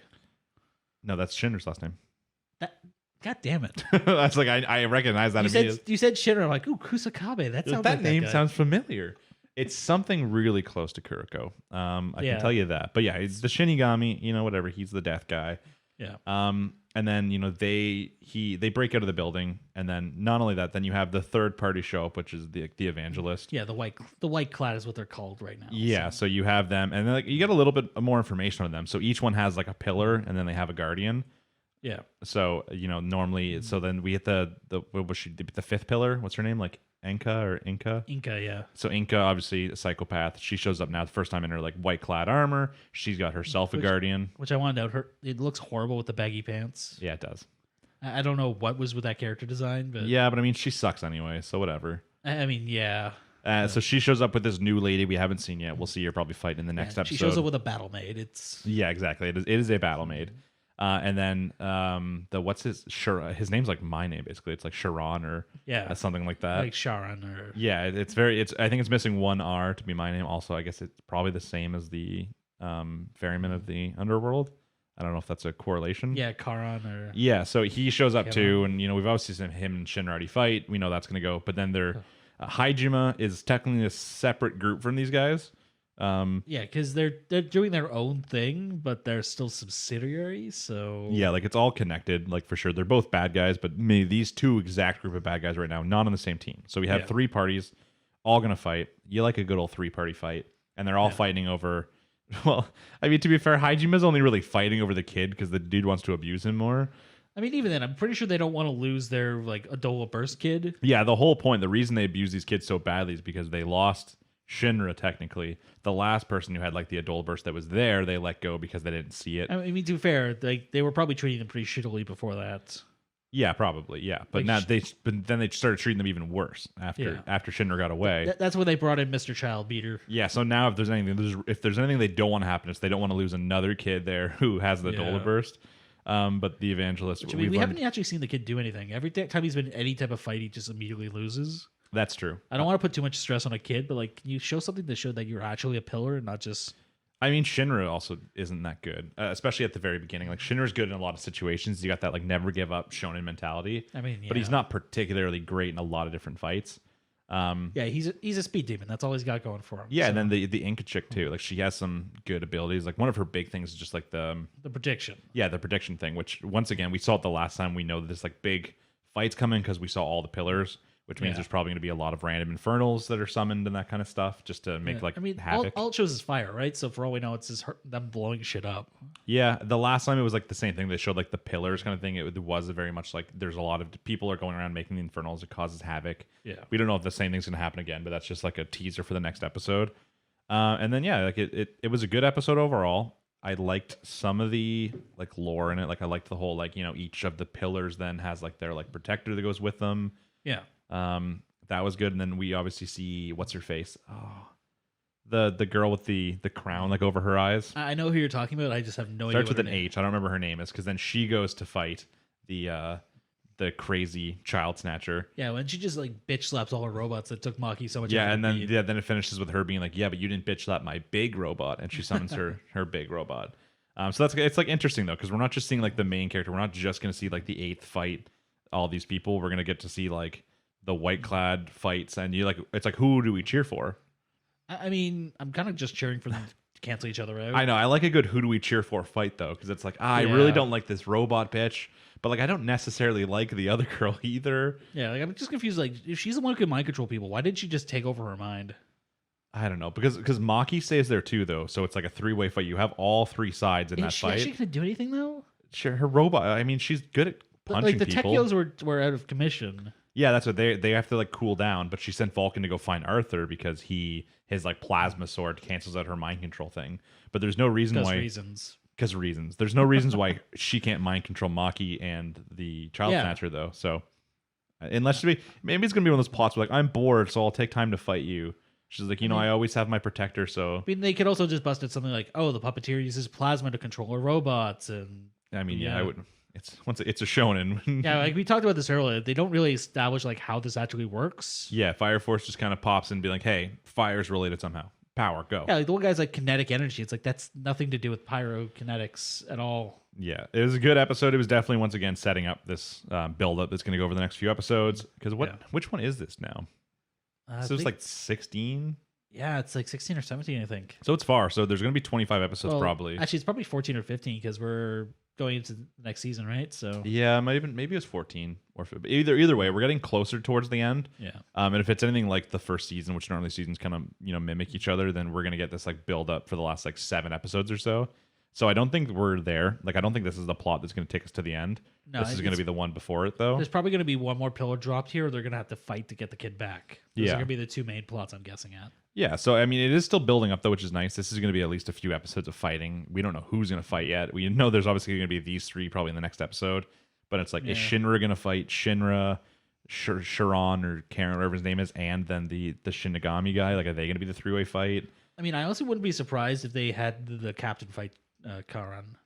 How the hell is the captain? I don't know. He's resourceful. That's like I like it because he's like the not like obviously Obi's like a cool character because he doesn't have any powers, but like they showed before when he fighted like the captain of the third, who I'm surprised is not here because his whole thing is that he runs like Haikyuu. Well, this is just one branch, right? Yeah, so, but you'd think that if anyone's going to show up for one of these, it'd be this guy. I mean, they've established that they have like hundreds of branches. I mean, I'm sure he's somewhere else and he's just hearing about this now. Yeah. And he doesn't have super transportation powers. Yeah, so who everyone's going to fight, that's kind of the more unknown part now. We know everyone's going to fight, but it's like who, you know? Yeah. Who's Arthur going to fight? Is he actually going to make it back to fight the one lady, or is he going to be fighting someone else along the way? Actually, I think Obi versus Childbeater would be a pretty good fight. I think so too, but who's going to fight Battlemaid? I mean, for all we know, she's not even going to do anything because Inka. Oh, she's going to do something. Thing is, Inka's the type who wants to get hurt herself because she's freaking insane. Maybe Shinra fight Battlemaid and Inka. Because I feel like the whole reason, the thing about Inka is that she has to stand still for a lot of it. Like, it's very much like a. So I feel like she'll be drawing her fire lines, doing stuff while, like, then anytime like someone will attack her, like the Battlemaid will like stop them, kind of more as like a defense. But yeah, I mean, I'm excited to watch. Like, the next couple episodes are just gonna be like all big fights, which is, you know, one of the reasons we watch a shonen. So I mean, yeah, I'm very interested to see what the Battlemaid could actually do. Yeah, just because I'm curious if it's just gonna be complete bullshit. Or if it's as we've said, everyone's power in this is very different. So it's like, who knows? She could be causing like earthquakes or something somehow by moving the magma underneath the earth, or I'm half moving the tectonic plates. If this goes on for like years and years and years, like episode like 150, I'm expecting Obi to just bust out. It's like, by the way, I do have pyrokinetics. Yeah, that just makes me buff. That's a shonen move. Yeah, he's like, I actually just have this physical defense from I'm actually heating up the red blood cells in my body. Like, I don't know science, but either do they. So I mean, whatever. But yeah, good episode of Fire Force. I'm excited for the next ones because we're just gonna have we're gonna have our tournament arc basically without an actual tournament. It's gonna be more of a cut fight, but yeah, it's gonna be more fighting than anything else. Yeah, you'll have like two separate groups, probably each episode cutting back and forth, if not more. With a little bit of probably like a small amount of plot. We're gonna have to see the red-haired kid also like show off what his power is. Yeah, because all we've seen is that he's got fire claws. Yeah, which isn't anything cool at this point. Like the whole point of like an Adola versus that it's something special. Yeah, because Shinra goes faster than light. The other one can predict the future basically. Yeah. As well as just blow shit up. The one chick can mind control. It's pretty OP. Yeah, we've got one who can literally steal the heat from the expansion of the universe to slow down time. And then we've got definitely OP.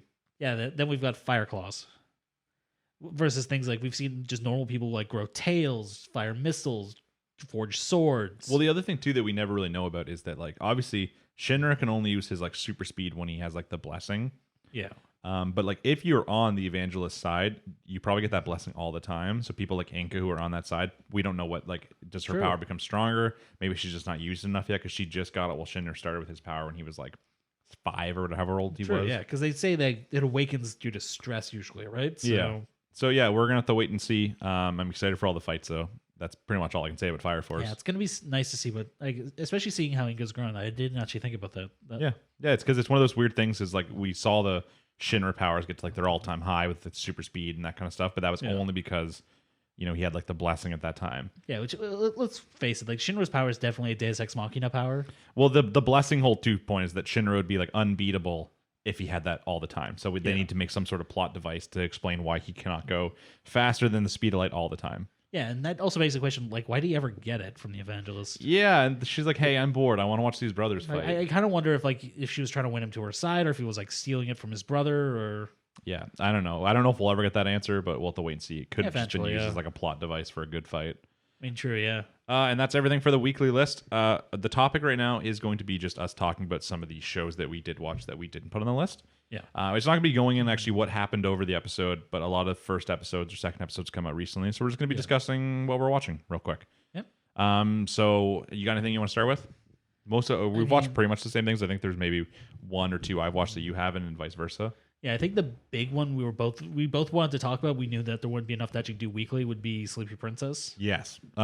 Sleepy Princess is something, the very first time I heard about it was a comment on one of our previous videos.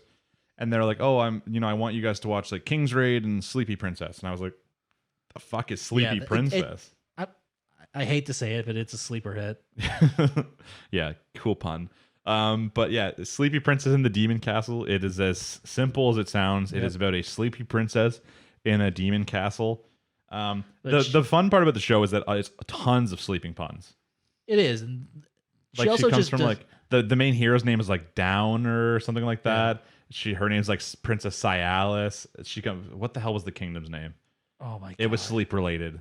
I know, and I'm trying such a blank. It's because they mentioned they didn't say it in the second episode, and it's been like 2 weeks since I saw the first one. Now, very funny though. The plot is literally just basically the demon lord captures the princess, being like, "Haha, I got your princess now," and she's kidnapped, and she's held captive.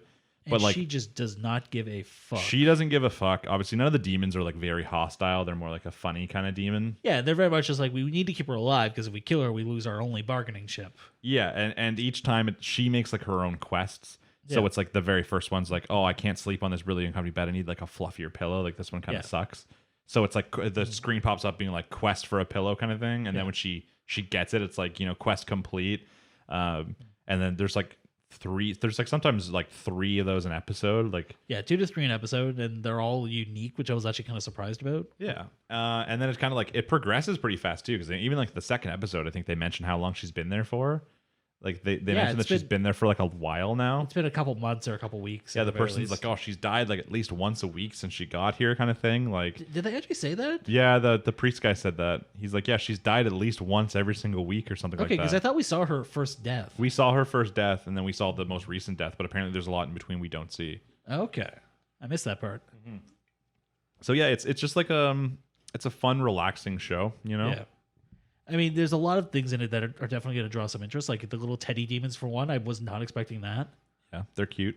The whole point is that she basically they keep reusing the same thing too, but it's like a comical reuse where she bangs her brush against the prison doors, and then they know that means like they're going to get brushed.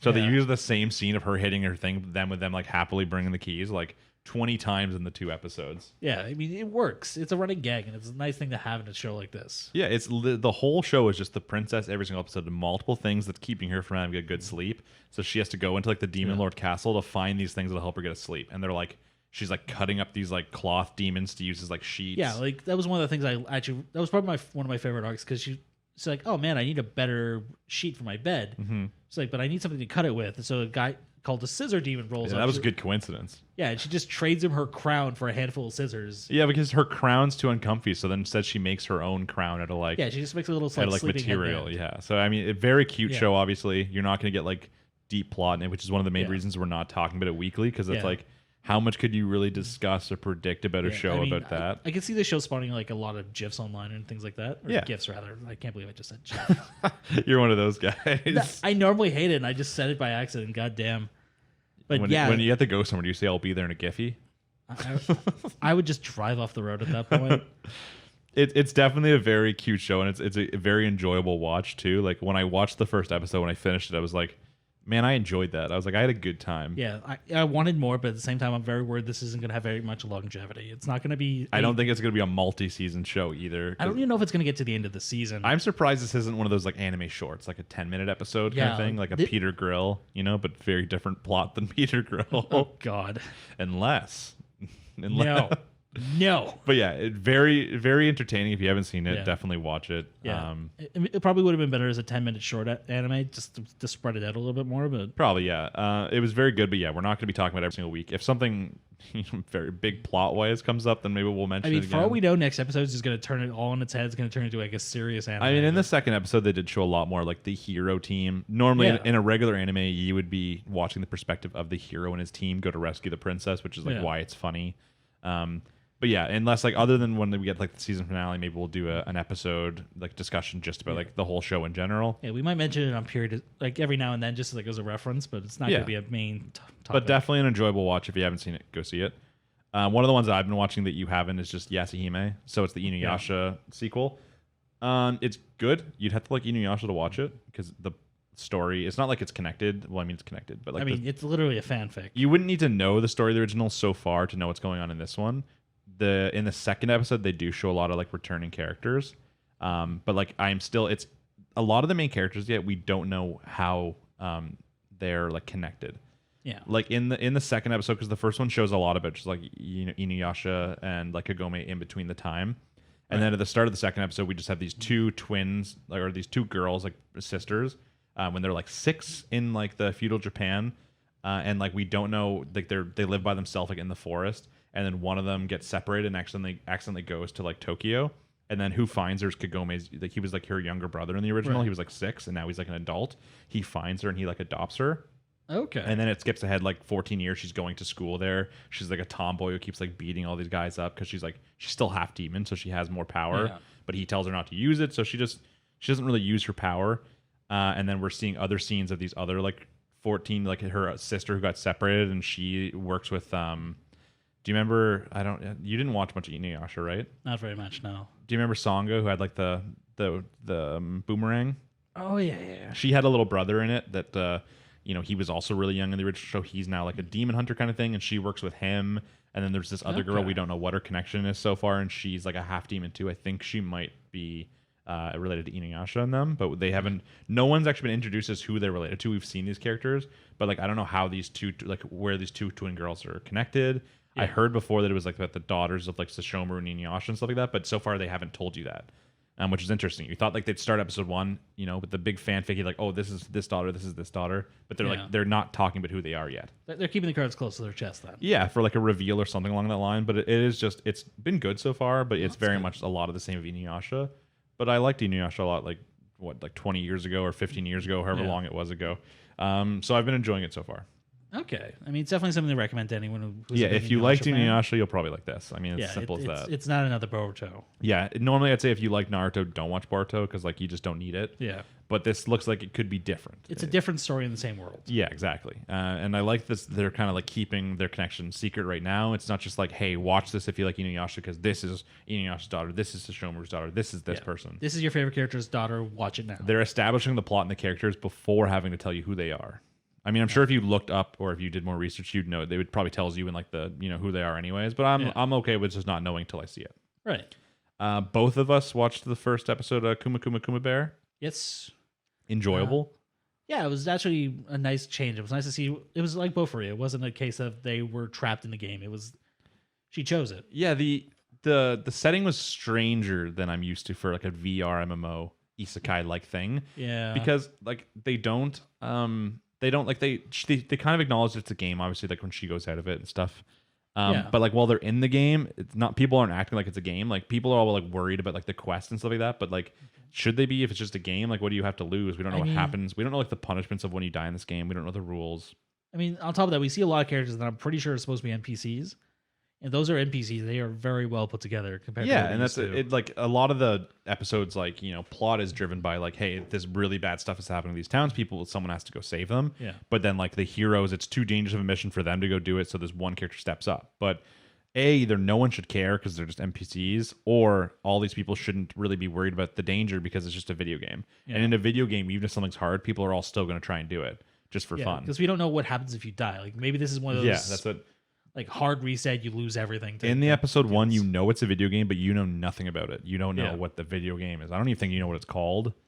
Yeah, I don't think they ever actually. I feel like they mentioned it, but it was something very, very generic. Yeah, New World is both free, I think. Yeah, New World Online or Fantasy World Online. Yeah, but if they did mention it, it was a very generic title. Yeah. The main character is your classic. She's obviously OP. Something I believe from reading, I think the description before, she got some sort of like legendary armor that is the bear outfit. Yeah, and that's why she wears it all the time. It's not that she like thinks it's cool or anything like that. I think it was just like a. Like she even herself kind of degrades it a few times, where she's like, "Yeah, no, I wouldn't trust me either." Yeah, like no one can take her seriously because this is like a fantasy like game where everyone's wearing armor and they got all their swords or like witches outfits, and she's just in a bear onesie. Yeah, she's in a bear onesie with bear mittens. But it was a cute show for sure. It had a little bit of action, like her fighting like the big black snake. Yeah. And then like I like the fact that they didn't have to get into all like immediately start off the show being like, oh, this is this game. If you die, this, like a lot of VR MMO like shows do. They very first start by introducing all the rules of how it works. Right. This one, like nothing about it. Just plot, so you didn't have to question like why anyone cares because they're NPCs. Why do these like just plot and then. Yeah. Maybe we'll get more in the upcoming ones, or maybe that just won't be their focus. Yeah, I'm sure they're gonna like note like why the NPCs are so detailed, or like why people care, or like even just who her supposed rival is. Yeah, it was really played up because there was a guy like, man, only if this person was here. Yeah, it was like the guild, like the I don't know who it was, It but was some other adventurer, but because I don't think it was the guild master. yeah, because but- they showed him. He came in He came in the episode. Yeah, and even he was like, "What the fuck?" It's like, Yes, it was an enjoyable episode. We're definitely going to continue watching that. Same thing, kind of as like Sleepy Princess, though. There's not going to be tons. It's not like every single week we can get in, or at least we don't know at this point. From Yeah. what we've seen, It could- there's it could probably get not gonna be heavier. tons. It could get heavier. Yeah, you never know. it could be one of those really weird disconnects where you get like the goofy looking character in a really serious plot. Yeah, we don't know right now. It's just obviously it's called like Kuma Bear, so it's got like this like Yeah. little bit of comedy, a little funny, a little Yeah. cute.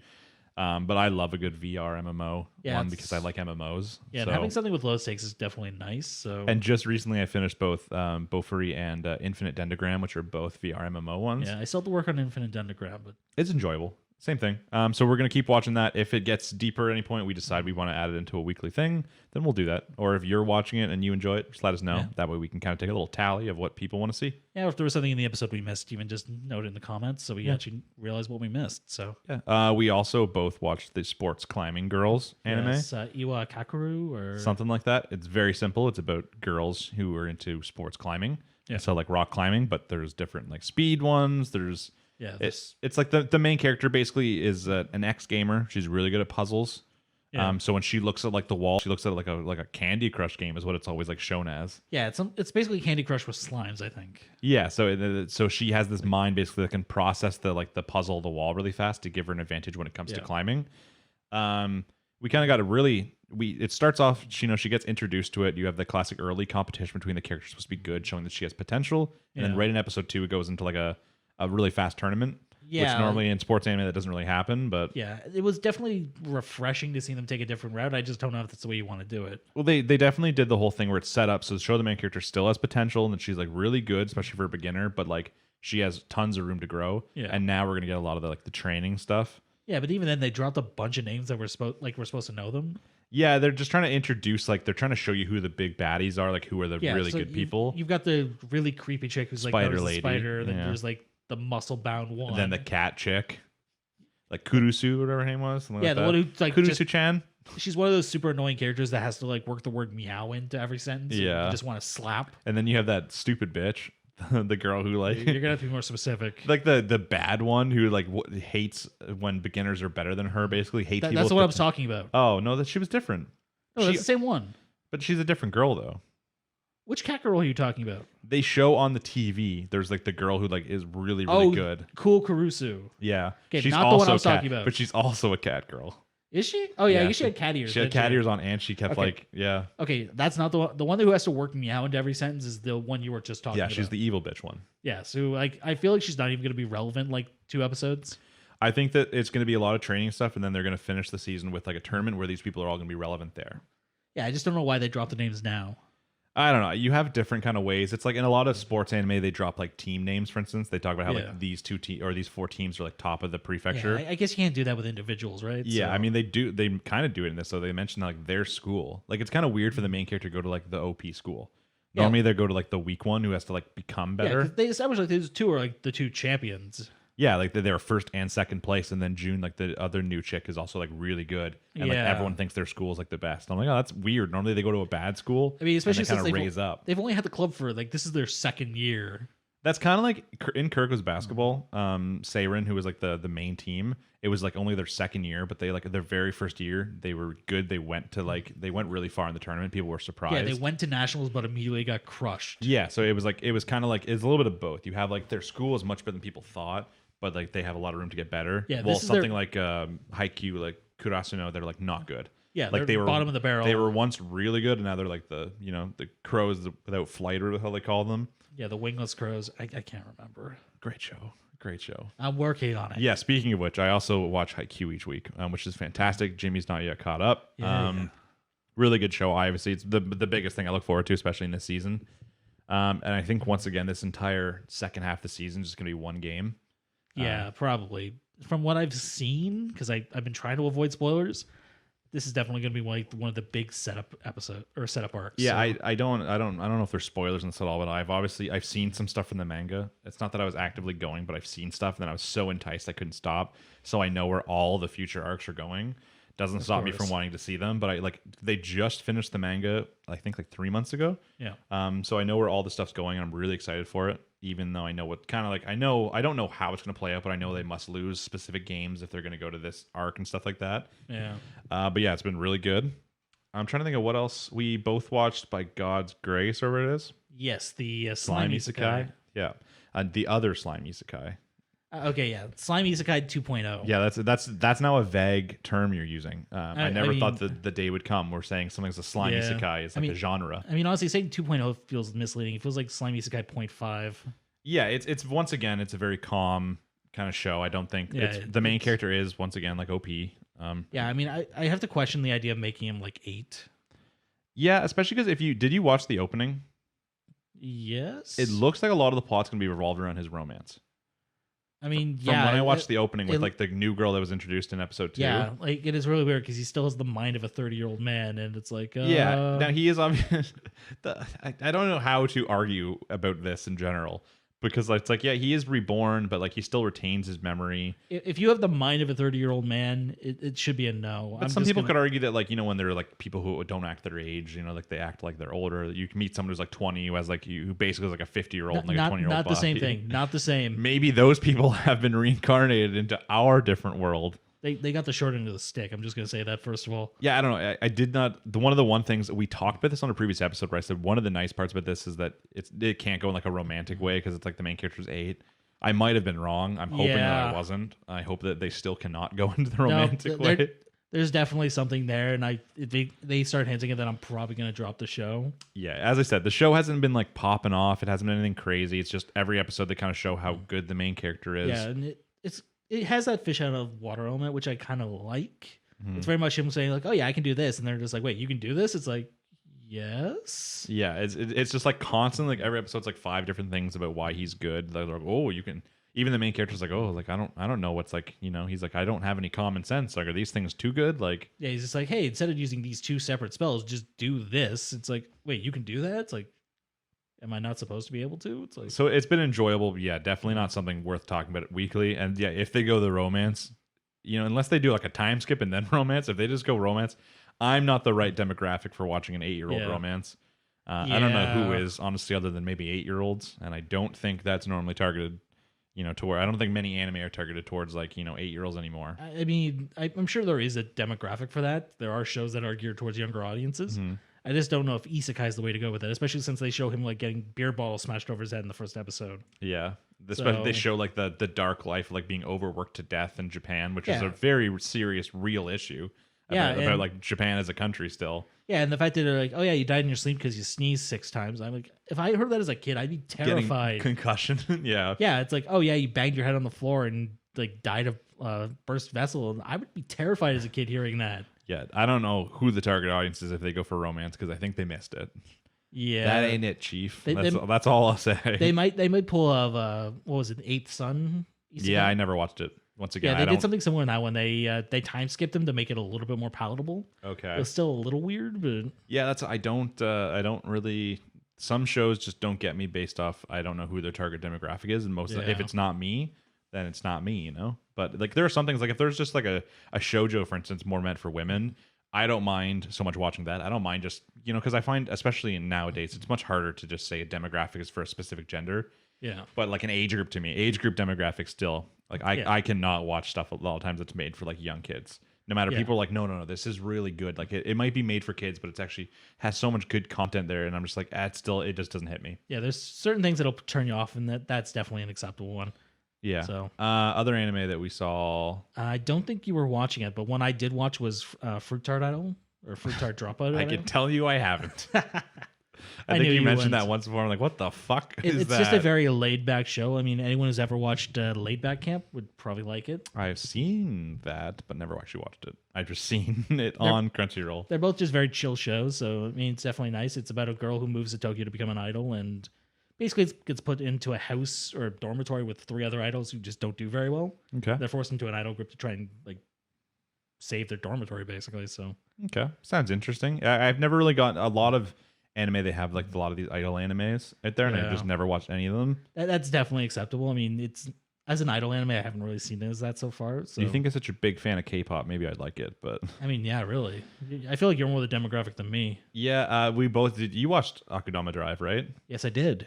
That's a question. I don't know. I think we're gonna have to wait more episodes in to see if that's something that's like worth talking about. It has potential. It has potential. I really liked like the art style. It very much reminded me of, and this is not an anime. It very much reminded me of Astral Chain.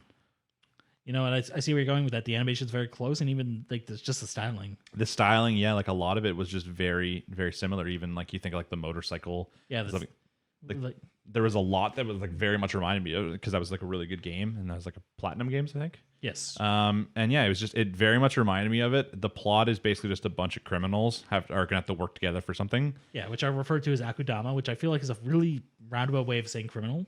Yes, it's like a world where like the sentencing on the first episode they have to rescue this guy, and like his like sentencing is like I think in the episode he kills one dude at the very end and it just turns like 1,000 years.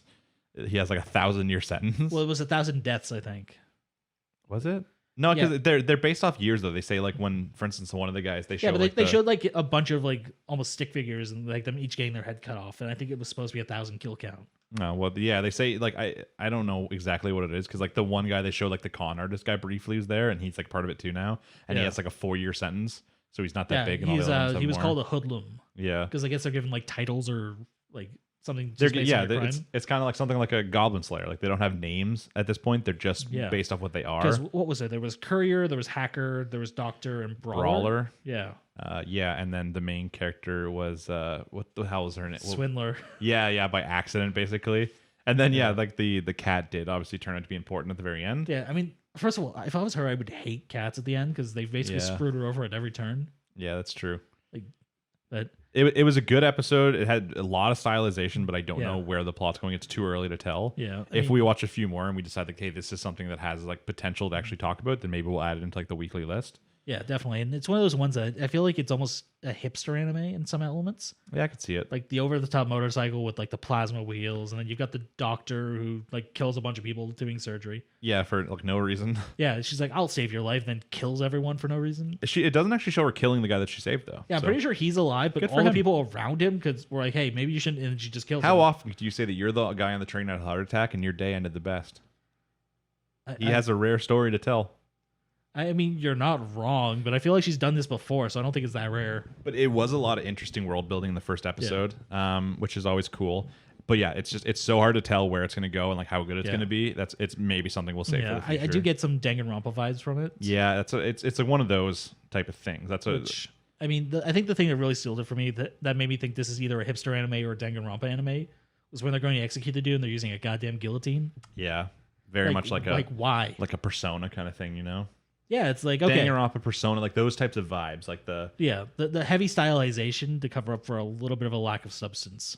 Yeah, which we don't know exactly where it's going to go. Could have tons of substance in the future, but if we keep watching it, we decide it's something worth, then we'll start talking about it in the weekly. We're still definitely going to watch it. I just don't know if it's going to have that content. Yeah, if you love it, once again, just let us know in the comments. Yeah, for all we know, there's actually a reason for the guillotine, and it's not just them being hipster douchebags. No, it's them being hipster douchebags. That's the only reason you'd use one. I mean, yeah. When they could have saved the whole issue if they just would have shot him in the head real quick. Exactly. They're like, execute him. It's like, don't you guys have guns? Yeah, can't you guys do this way faster? You're in a city with dudes who can break your robots in half. I'm sure one of you has a gun. Yeah, but that was interesting. We'll see when we keep watching if it gets really good, and then we want to start talking about it.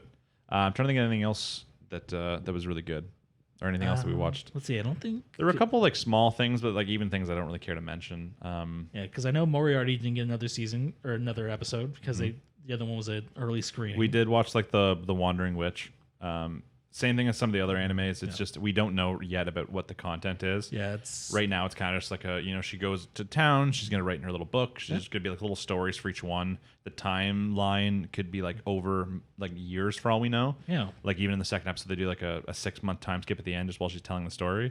So it could be a very nice relaxing anime, or for all we know the plot's gonna take off and there's gonna have like arcs and stuff like that. Yeah, but I think it's gonna stick. It seems unlikely. Yeah, it's probably gonna stick with the vignette style, which I don't know if I like. I've never been a huge fan of like each episode is contained in its own story. Like it in this. Like I kind of liked the end when she's like narrating what happened. Is like she's the narrator and kind of like I actually kind of liked it. I think it did it well. Yeah. It's gonna have to be something we just watch, keep an eye on though.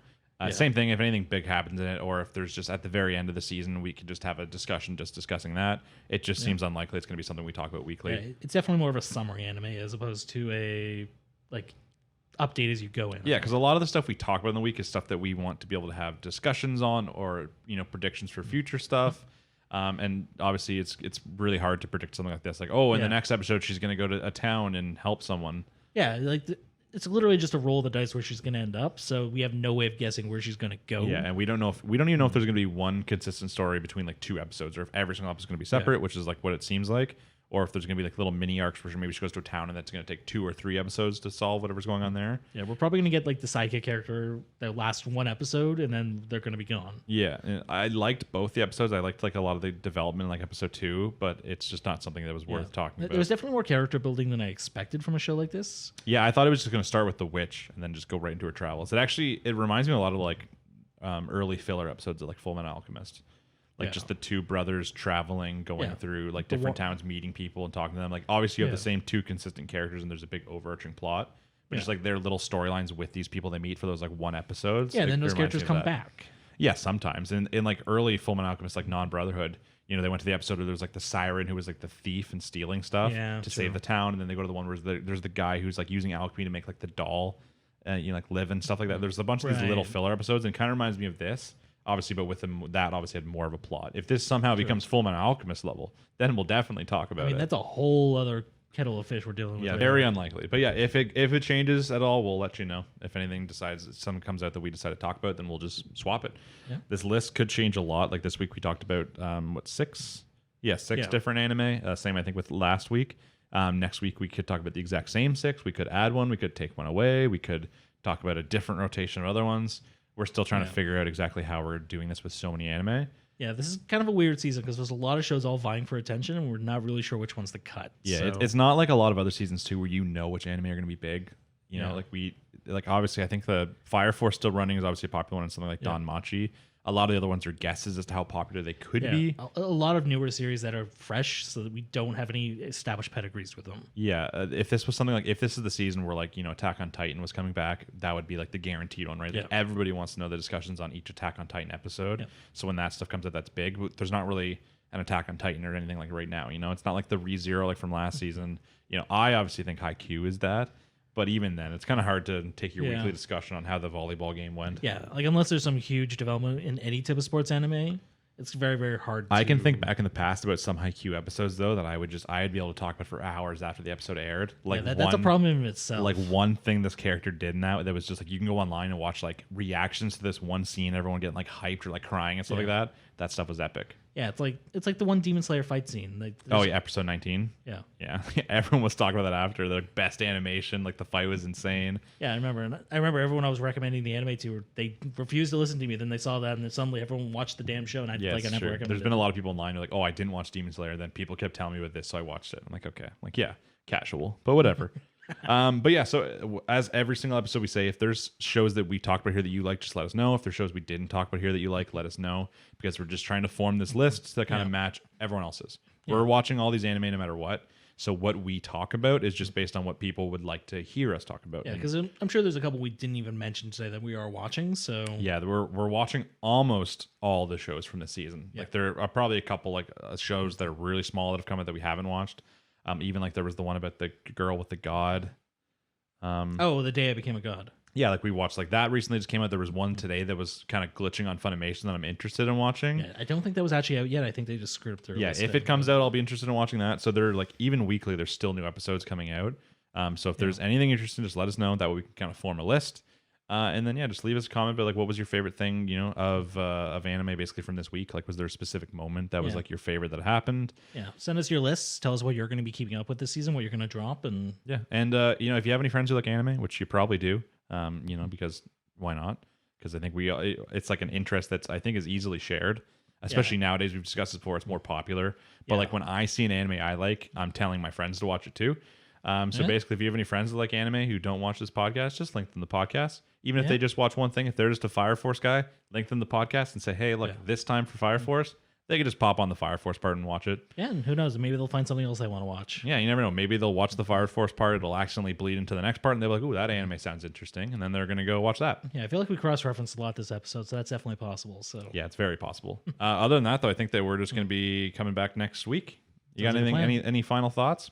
No, I think we touched base on everything. Okay, perfect. So then we're gonna be back next week with it'll be mostly episode 2 or mostly episode 3s.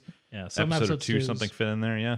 If you haven't already, you watched the summer anime, you can go back to our last episode. It was just about pretty much all the finales. So like ReZero, Rent a Girlfriend, Uzaki-chan, Millionaire Detective, all that kind of stuff. Yeah, it was kind of off of our normal release schedule, so it's a little bit off. You might have missed it. But Yeah. So, but if you want to hear any final thoughts, especially about like ReZero or like Rent a Girlfriend or some of the big ones, just go back and check that out. That's episode 5. Yeah. And other than that, I guess we'll catch you next week, guys. Thanks for watching. Thanks for listening, and take it easy. Peace. Peace.